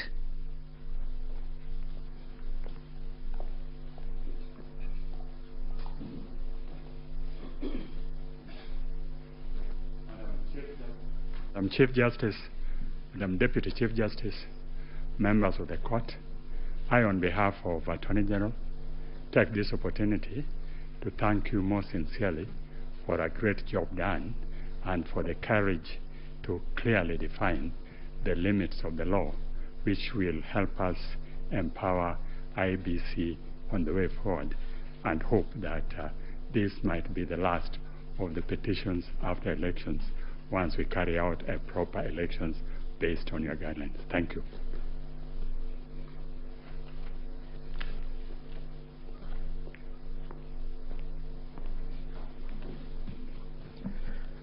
The Chief Justice and the Justices of the Supreme Court, on a light note, my members would be extremely worried if we take the submissions of Senior Counsel Orengo that this should be the end on account of fees. But Baleli, the Chief Justice, on behalf of the Law Society and all the members of the society, we wish to first of all take this opportunity to thank the court in the manner in which it has conducted these proceedings extremely efficient, especially in light of the really short and strict timelines that you've had.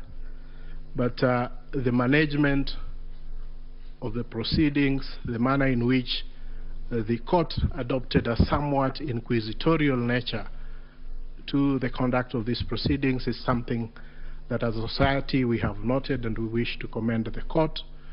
And we do hope that the other courts, as they determine any petitions, election petitions that would go before them, will similarly adopt such inquisitorial attitude, so that we try and really enrich the process that these proceedings intend to achieve. Secondly, I wish to also thank the Council, all the advocates who have appeared before you. They have demonstrated extremely high standards of decorum and courtesy, and have also demonstrated a flair for persuasion of the court, including the use of PowerPoints, and of course the now famous Pinky Pinky Ponky mimic.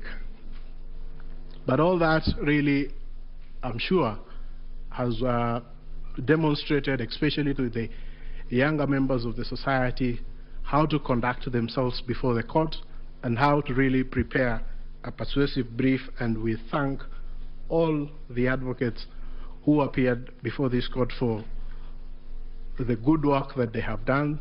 And of course, as a society, we feel extremely proud that they have been able to raise the profile of the advocates in this country a notch higher from their presentation. So, my lady and my lords, it's not lost to us that at the end of these proceedings, and once we are able to get your judgment after 21 days, that it is democracy and the Kenyan people who are the winners. The decision today, in a way, validates the choices that were made by the Kenyan people on the 8th of August, and they also help to build confidence in the institutions that manage the elections and the court. We recognize that no country is born as a democracy, and that it is a process, and the process of challenging an election, as has happened before this court, is part of the processes of building confidence within the electoral system. And we thank all the petitioners for choosing to challenge the results before this court. But at the end of the day, Kenya stands tall as a beacon of democracy, and we are very grateful that we've had this opportunity also as a law society to appear before the court and to give an amicus brief which the court has had time to consider. So we thank you and we wish you a good day. I know it has been a long 14 days, but you can rest, and we'll be looking forward to the decision that you deliver within 21 days. Thank you so much, my lady and Justices of the Supreme Court. Thank you, Mr. President. I have been asked by the President of our court to react to your submissions, and in so doing, I am obliged to say that we are truly humbled by the statements that you have just made. More humbled because those statements come from both sides of the divide. And thank you for appreciating what we have to do within a very short while.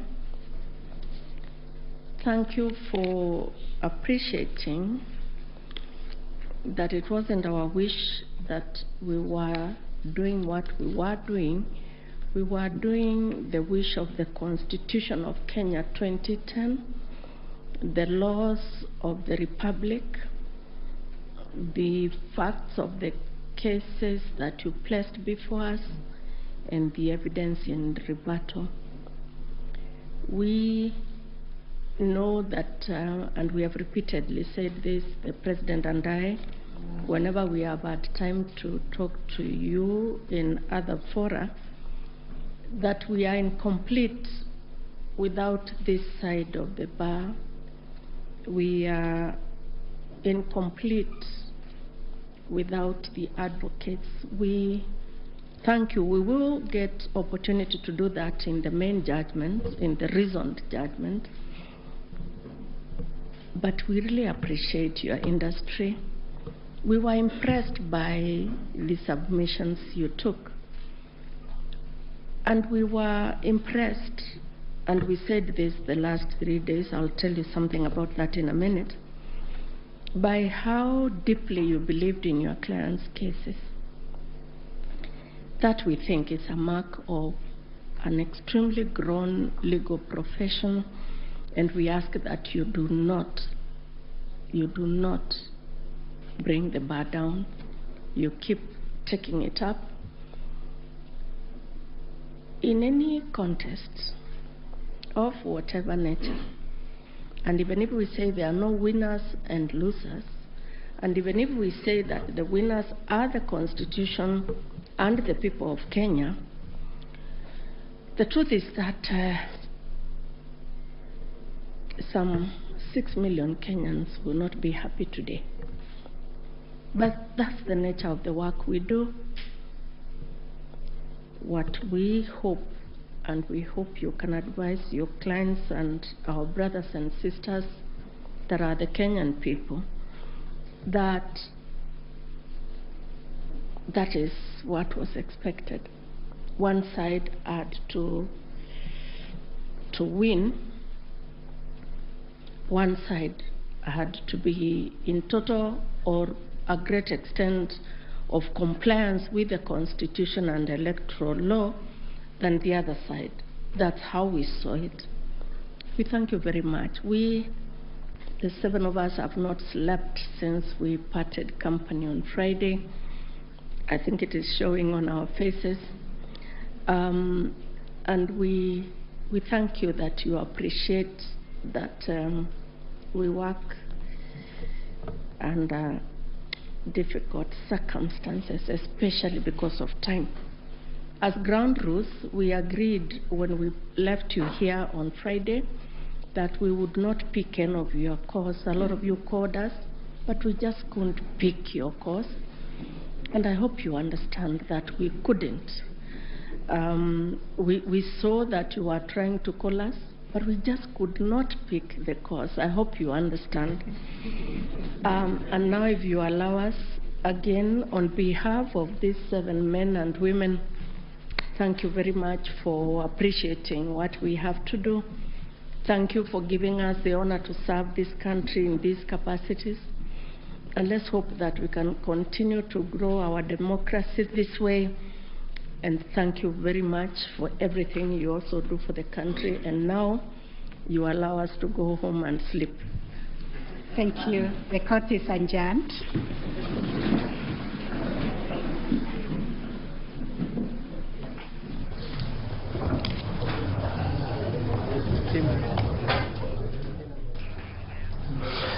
Very well, there you have it. William Samoei Arap Ruto is officially Kenya's 5th president after that win. His win was affirmed by the Apex court there. They say once you've cleared the bush, you cannot hide it in it anymore.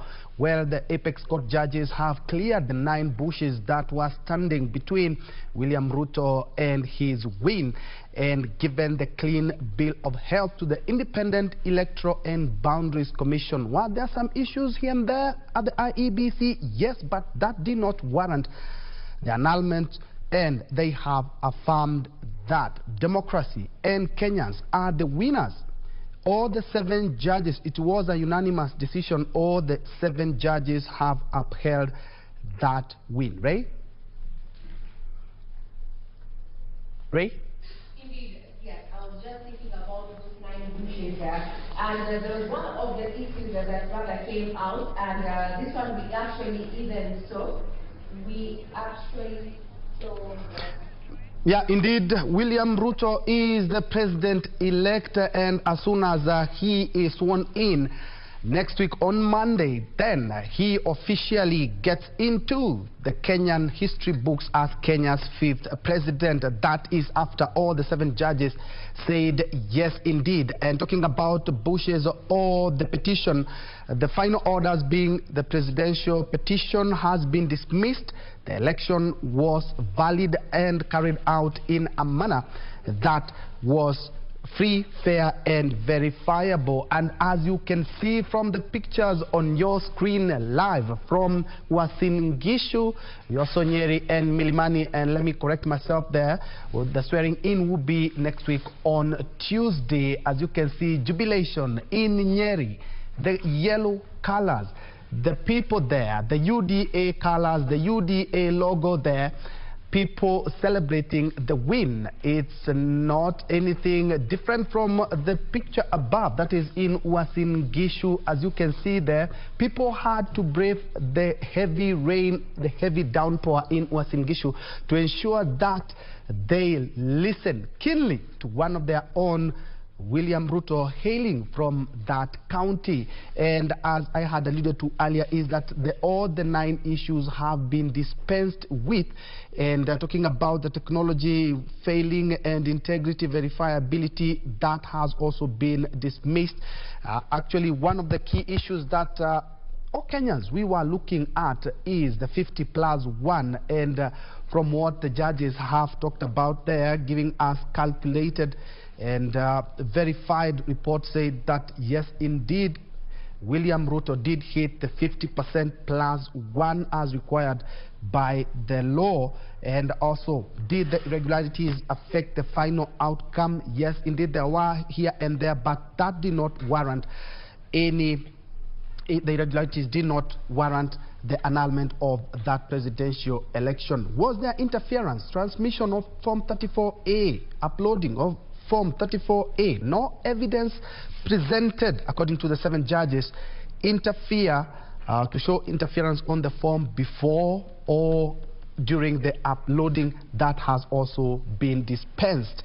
And also, they're talking about the postponement of the election in 8 electoral units.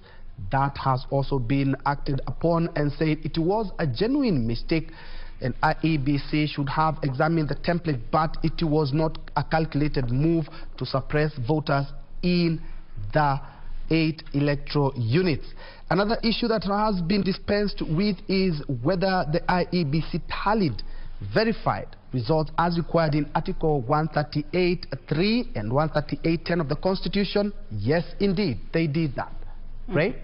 Now, some of the issues there, and I'd want us to zero in on that one of the number 5 of the issues, whether there were unexplainable discrepancies between the votes cast for the presidential candidates and other elective positions. This is an issue that has perennially been questioned whenever we've had presidential petitions. We saw this happen in 2013, we saw this happen in 2017, and also now in 2022. But now, issue number 6 on the conduct, and this heavily lied on the conduct of the IEBC as the agent that was in charge, or in as far as oversight is concerned, whether IEBC carried out the verification, tallying and declaration of results in accordance with Article 138(3)(c) and 138(10) of the Constitution. Here we had the 7 judge bench actually go further to even issue a recommendation, and I'd want to paraphrase there with the CJ, their Chief Justice Martha Koome, saying that there are far-reaching reforms required of the IEBC, and thus pointing at serious grievances in as far as governance of the IEBC is concerned. However, no information shows that the election was compromised, and also questioned the participation of the dissenting 4 commissioners there, questioning why they participated up until the last minute. And very curiously there, she further pointed out and said that it was a last minute, an 11th hour boardroom rapture. I'd want to bring in the views of our lawyer here, Gibson Gisore, in regard to that particular issue, the verification, tallying and declaration of results and the implications it has therein into the conduct of the IEBC and also the conduct of the chair. These have been adversely mentioned by the petitioners and now the judges while actually doing the pronouncement of the verdict therein. So what is your take in regard to that, Gisore? Regina, I think first before I go into into answering your question, let me congratulate William Ruto the 5th, because that is now a momentous occasion for the country, because there has been an issue. We have been through this electioneering period for the longest, now that we have a president-elect, substantive. Now, talking about a president-elect, our viewers, what you're seeing on your screens, these are live pictures from the current residents there. We are also having live pictures from the that is Nyeri jubilation, as you can see. Kenyans celebrating now the Supreme Court there, unanimously upholding the election of William Ruto as the 5th president. He is currently William Ruto president-elect. We expect that the swearing in is going to take place within 7 days after this particular judgment has been made. That makes it effectively September 13th. That is Tuesday. On your split screen there, you're having different views there. We have Nyeri there in celebration. We are having sights and scenes also from current residents, and we're also having pictures from Uasin Gishu County, County 2, 027 there, and in Eldoret. Seemingly a calm crowd there celebrating that particular decision by the IEBC, by the Supreme Court there, upholding the election of William Ruto as president-elect. His swearing-in ceremony will be on the 13th of September, 7 days after the pronouncement there by the 7-judge bench there, led by none other than Chief Justice Martha Koome. 9 issues were brought forth, and they failed the test of time, so to speak, to have a nullification of his election there. Now, Gisore, you were giving your opinion in regard to the impact. Yes, as I was saying, I want to congratulate William the 5th. Now, sorry, let me interject there. Let's have a listen in to lead counsel, senior counsel, and governor-elect Siaya James Orengo there in Mani. Are we all right?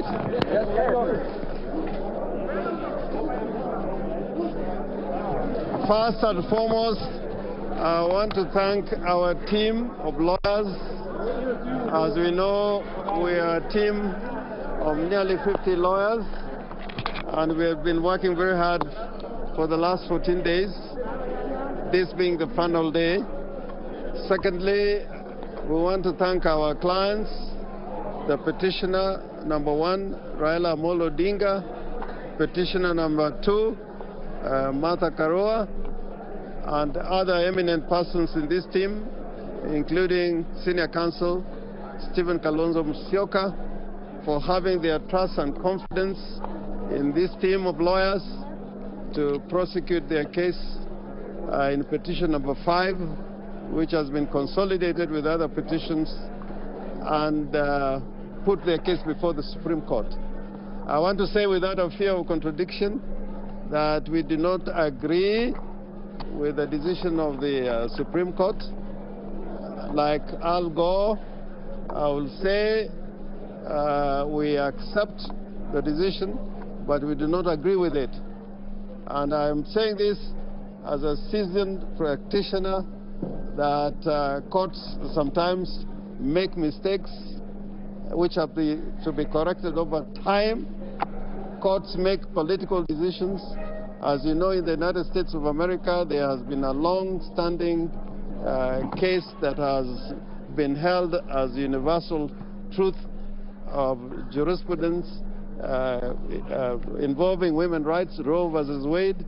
It took them 50 years to overturn that case because of a Republican Congress and a Republican president and a Supreme Court that was basically appointed by Republicans. And therefore, I want to say, yes, in accordance with the law, we got to accept this decision as the law of the land. But I think it is a very ideological decision. I think there are a lot of what was said in the judgment, and we'll have time when that judgment comes out to put out a critique. But all it means is that in our jurisprudence, the petitioners will always have a big burden to carry when you have an electoral commission which is not open and transparent. The best way for this court to have made a decision was with the servers to be fully opened and all the election materials be placed before the court, as would happen in a case where justice has to be rendered. As you know, and I am saying this again without fear of contradiction, we wanted a comprehensive audit of not only the technology that was applied by the Electoral Commission, but we wanted a proper audit. Although time was of the essence, but I think we had sufficient time to carry out a proper audit, including looking at the issue of the foreign intruders, the Venezuelans, which you'd notice the court avoided in making any comment about those intrusions and invasions of the system, the technology, the IT structure. That again, the court did not refer to, but probably in the judgment, the recent judgment that is coming on the 21st, they will say something about it. And therefore, I want to end by saying the rule of law should prevail. The court normally has the last word in making a statement as to what is the law of the land. But as citizens who are sovereign, we're entitled to disagree, and disagree very vehemently. I think the court, in conducting the proceedings during the hearing, I think they were patient. They listened to us. It is only the outcome that we do not agree with. Finally, I think our clients, the two petitioners, Raila Amolo Odinga and Martha Karua, may be addressing another press conference, but we are happy to talk to you on this issue.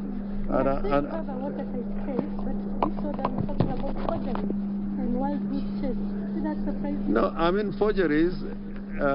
When the DCI, the Director of Criminal Investigations, what do we put before the court? A lot of it was from an agency of government. I didn't see them talking about similar incidents in matters concerning the Independent Electoral and Boundaries Commission. That's why I was saying it was a little ideological. They were looking for things on which to destroy our case, but similarly not taking sufficient time to look at what happened on the other side. And that will be another story for another day. Would you admit you might not have been well prepared for this case? We were very well prepared. What are the I think compared to 2017, we were a lot more well prepared. What would be the 2 or 3 points of mistake that you say the court might have made mistake on that? In 50% plus 1, I think they were ideological. We are using the baseline of total registered voters in the land as against those who turned out to vote. If you read any legal material on what should be a turnout, including the Black's Law Dictionary, turnout is normally based on the registered members in a country as against those who turn out to vote. So there are so many other examples we can take up. Are you still confident you lost on all ground? Yeah? On all the key 8 issues you lost? The issues that the court formulated, but we're quite happy to live with it and talk about it another time. Philip, you want to say something? Just on the idea that we lost on all 8, 9 points, we find it incredible that that could be the holding of the court. In more than several of those cases, we had overwhelming evidence. As my senior counsel, Mr. Orengo, says, the servers were not opened. The involvement of the Venezuelans for a full month before, half a month before the elections and up to the 16th of August was not explained. No, it wasn't even offered. We perhaps are a little distressed on the over-reliance of a registrar's report that has no input from us. That report was completely silent on the failure to open the servers. The servers, repeat, the servers have all the answers. The exact role, we provided evidence that the Venezuelans were downloading documents, creating documents, and generating documents. None of that was touched. But as my colleague says, we hope they'll address all this in the final judgment. As somebody has said, it's incredible that we could lose on all points and they could win on all points. But as Senior has explained, it's probably the ideological aspect of this judgment. Are you still confident on the first? No. They have tied their hands. They can't get out of it. They have given their final decision. It's now a question of them finding the reasons for those findings and justifying them. It's not always easy, but I think they have some time to do it. The other thing that I found a little bit disturbing is the presentation of the Form 34A by somebody I really respect as an advocate, Julie Soweto. It was described as hot hair, but you could see when that evidence was being adduced before the court, how engaged even the justices were. So I found it rather odd for them to describe it as hot air. I think that's why I'm saying this is ideological, because they would have said on the evidence presented, we find there was more weight as to the evidence which was adduced by the other side. But to say that it was hot air and it was a document coming from the Electoral Commission, I found it very, very disturbing. If I may explain a little further on that point made by Julie Soweto in the petition, that gentleman, Camargo's name was not supposed to be on Form 34A. If at all he was involved in this election, he was involved on the technology side. So to find it anywhere near a Form 34A raised more questions than answers. There was silence. And of course, on the issue of the famous 34A that Julie was describing, it was found to have been signed by the agents of UDA and UDM on the 7th, which is before the elections. No mention was made of that. So many things, many questions, perhaps more questions than answers, but it is the decision of the court. They have to live with it just as we have. Is that all? Thank you. Professor Agenda may want to say something. Okay. Sawa.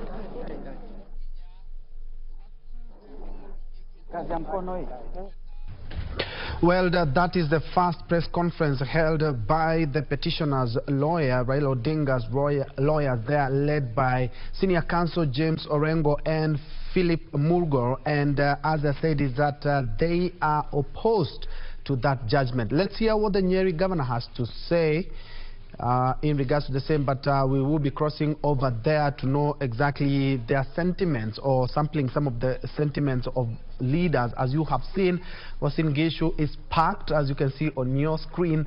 There are also, as you can see, in Nyeri as well.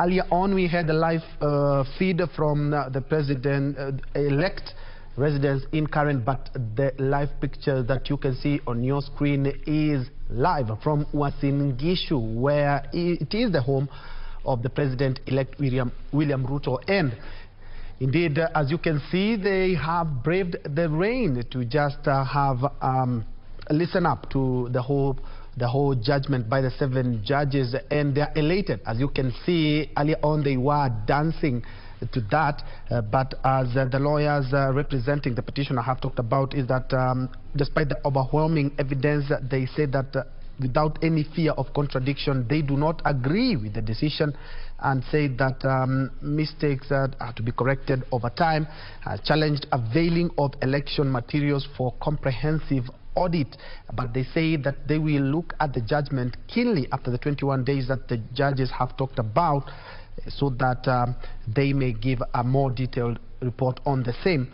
They say they were more prepared than the year 2017. Ray, they say that they were even more prepared than 2017. Yes. And looking at all the issues were trended on by the 7 apex judges for a unanimous decision as well.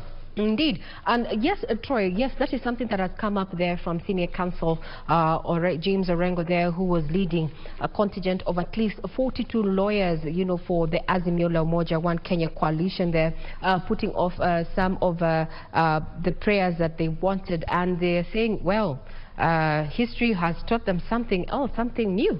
In as much as they were prepared well, it did not go their way, and they have picked that issue that they have not even had a single win or reprieve in all the 9 issues that the Supreme Court judges were making a decision on. And they said they even had some quite weighty evidence in some of the prayers that they sought. Remember, the question is, one of the issues was whether there was interference in the uploading of the transmission of the Form 34A from the polling stations to the IEBC public portal, this being the second issue that was they were seeking to have a judgment all. However, according to the Supreme Court judges there, who are unanimous in the decision that saw the upholding of William Ruto as president-elect, that no credible evidence was presented to show interference, as well as the judges went further to just say that even with the findings of the scrutiny of 14 polling stations, there was no evidence, and that all the forms that were uploaded at the portal vis-a-vis what they found after scrutiny of the 14 polling stations is that the documents that were uploaded by the IEBC portal vis-a-vis what was found after that scrutiny that was ordered by the Supreme Court is that the documents were original and did tally. Then also they said that another issue that took is that whether there were unexplainable discrepancies between the votes cast for the presidential candidate and other elective positions, while declaring the judgment there, that are reading out the judgment, is that yet this is Martha Koome there said that this was an unproven hypothesis and there were no rendering them insignificant discrepancies to have the 7-judge bench annul, or rather nullify the election of William Ruto as president-elect in the August 9th polls. These are just some of the live pictures of what is happening in various parts of the country, including Nyeri, Uasin Gishu, and a bit of CBD there. We'll be having a listen into what is happening in Karen, where we understand that leaders under the UDA, the Kenya Kwanza coalition there, are meeting, having a meet-up there, lunch, and maybe we are expecting that President-elect William Ruto is going to be addressing the leaders therein, as well as the public, being his first address officially after the judgment that has been delivered there by the apex court there. Now, among the issues that came up for determination was the issue on the verification, tallying and declaration of results at Troy there. And this bordered on also the conduct of the IEBC as an oversight body when it comes to matters of election, as well as the conduct of the commissioners and the conduct of the IEBC chair.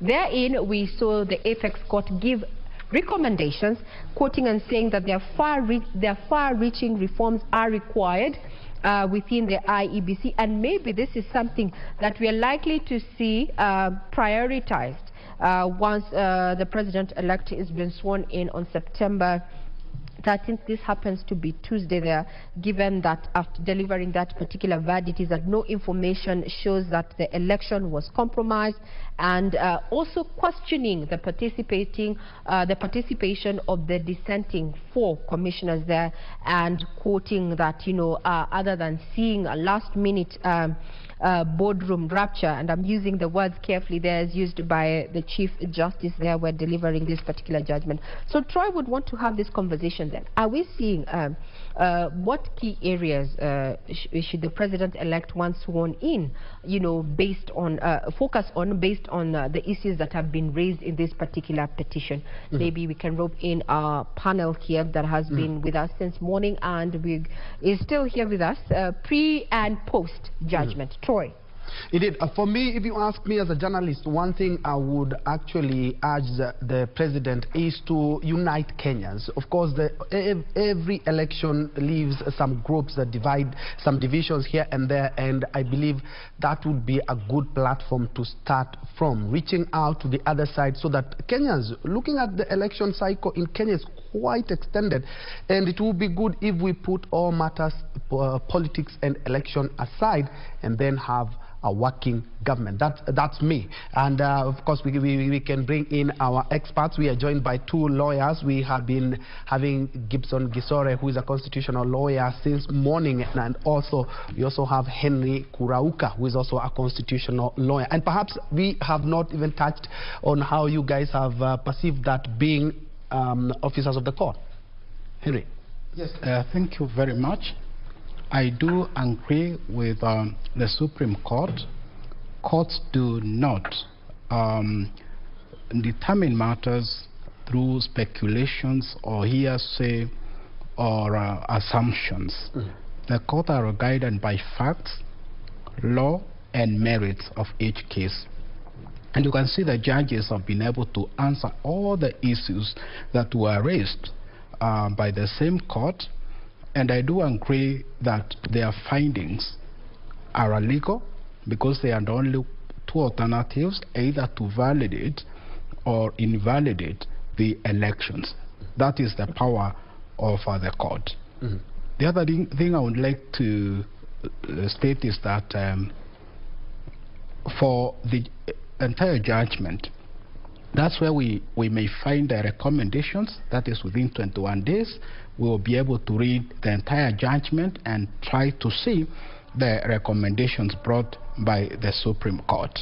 These recommendations may be done by the government, HABARI, which is an independent organ, or our parliament, because some may require legal amendments.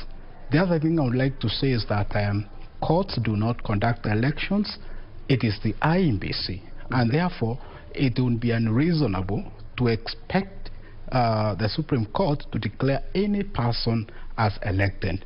Finally, Ben, I would like to say that now we have leaders, and congratulations for the leaders who have been elected. What we need now is to embrace constitutionalism, core values, whereby the leaders are able to adhere to the rule of law, to embrace the good ideas of governance, core values, integrity, and to act in good faith, because they have a time to serve Kenyans.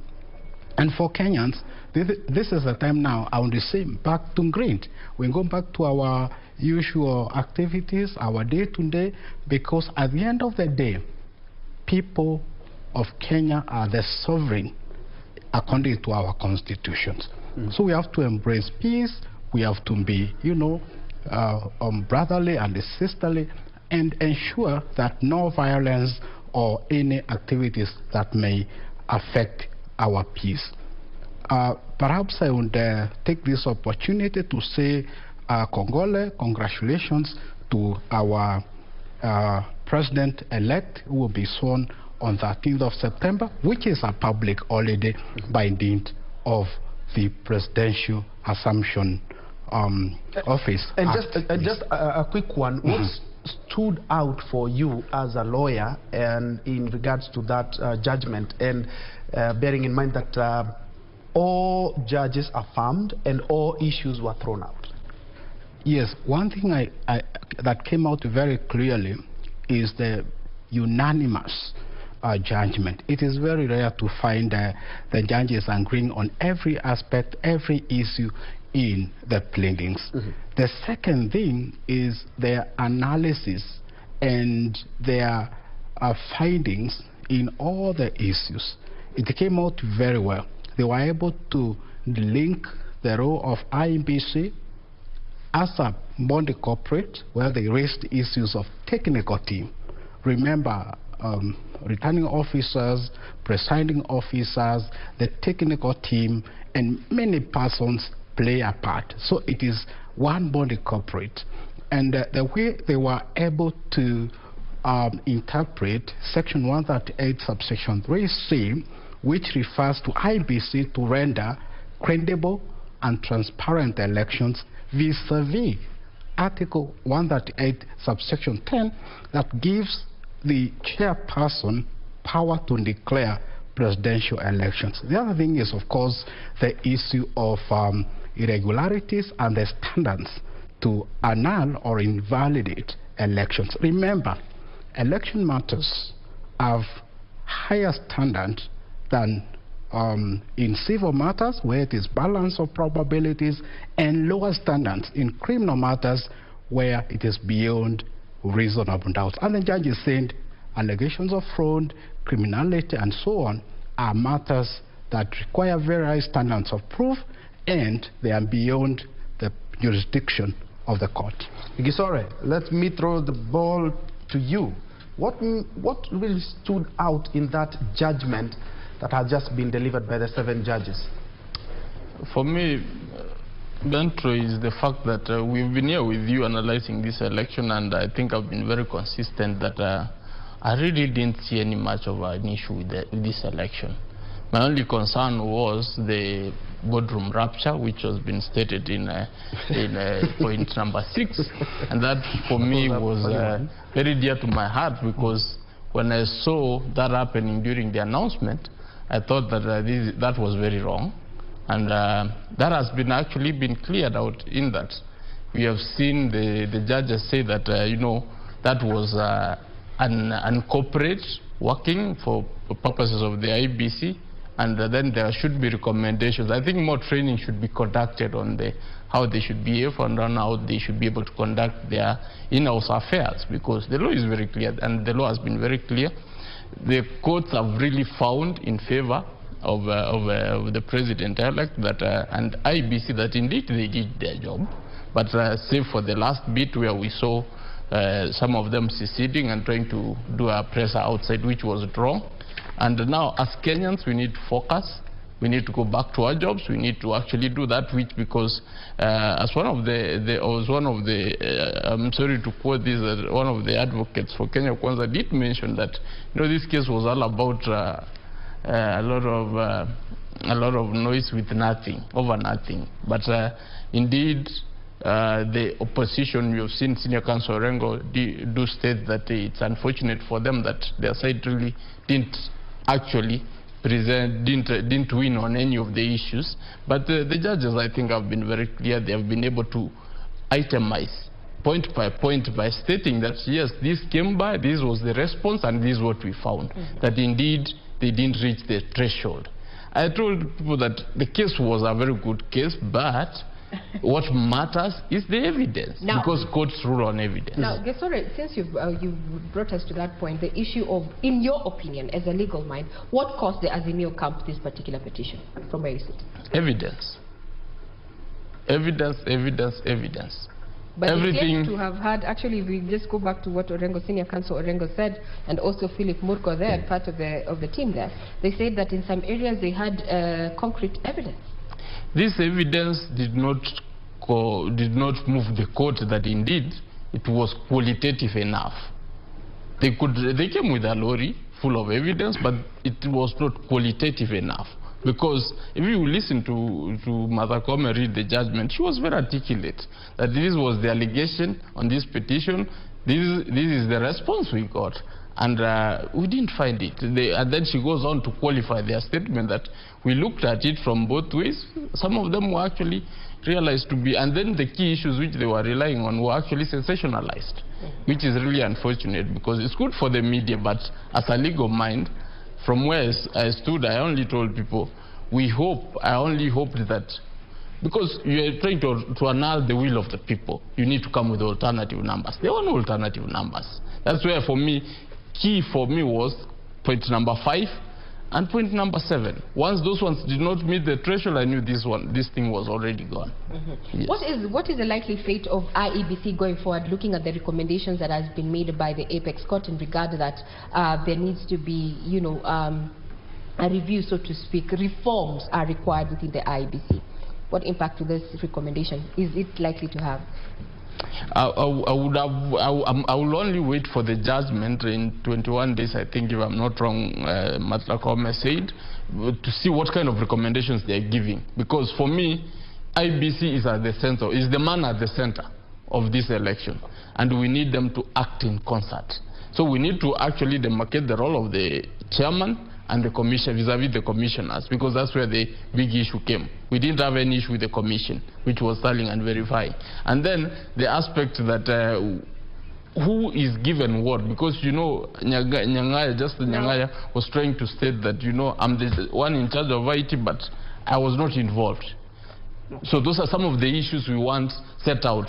Is it that once you've been given a role, what is your district? Now we have to do in-house our housekeeping for the IBC, and that's really unfortunate for us, because we expect them to do that for themselves. Now let's have a listen into what is happening on ground. These are just various sights and scenes. We are currently in Eldoret, which happens to be in Uasin Gishu County, County 2027 there, and as you can see, Kenyans have come out in significant numbers, so to speak, and they're celebrating. We understand there were some showers, but this did not keep them out from, you know, celebrating here.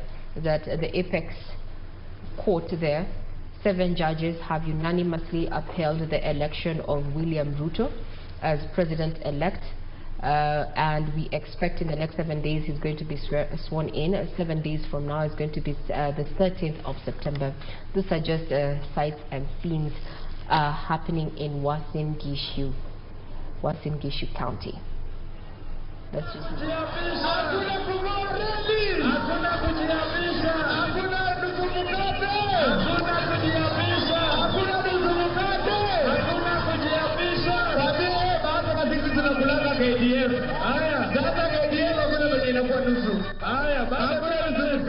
nataka muwapatie ile wimbo ya William ya kusema Bwana usehemu yangu, rafiki yangu wewe katika safari.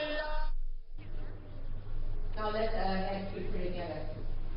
Yeah, indeed, those are live pictures from Uasin Gishu, but let's cross over now to Kirinyaga County. We noticed there were some celebrations as well.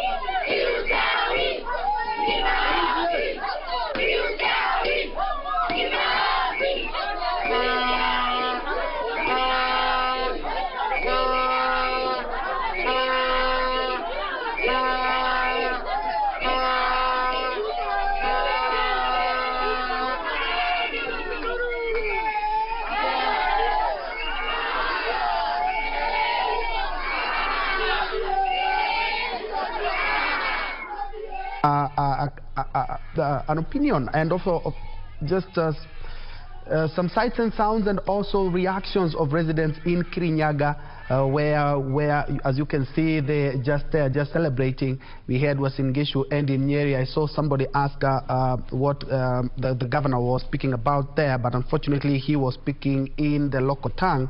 And so as soon as we have those speeches in Swahili and English, we'll be crossing over to just get a feel of the reaction of leaders. Earlier on in Karen, as you had seen in some pictures earlier on, we heard is that a lot of leaders elected on a UDN Kenya Kwanza ticket were there and they were watching it as a group. We do of course expect a link from there. We expect the president-elect to be making one, and let's have some reactions from Nyeri County now.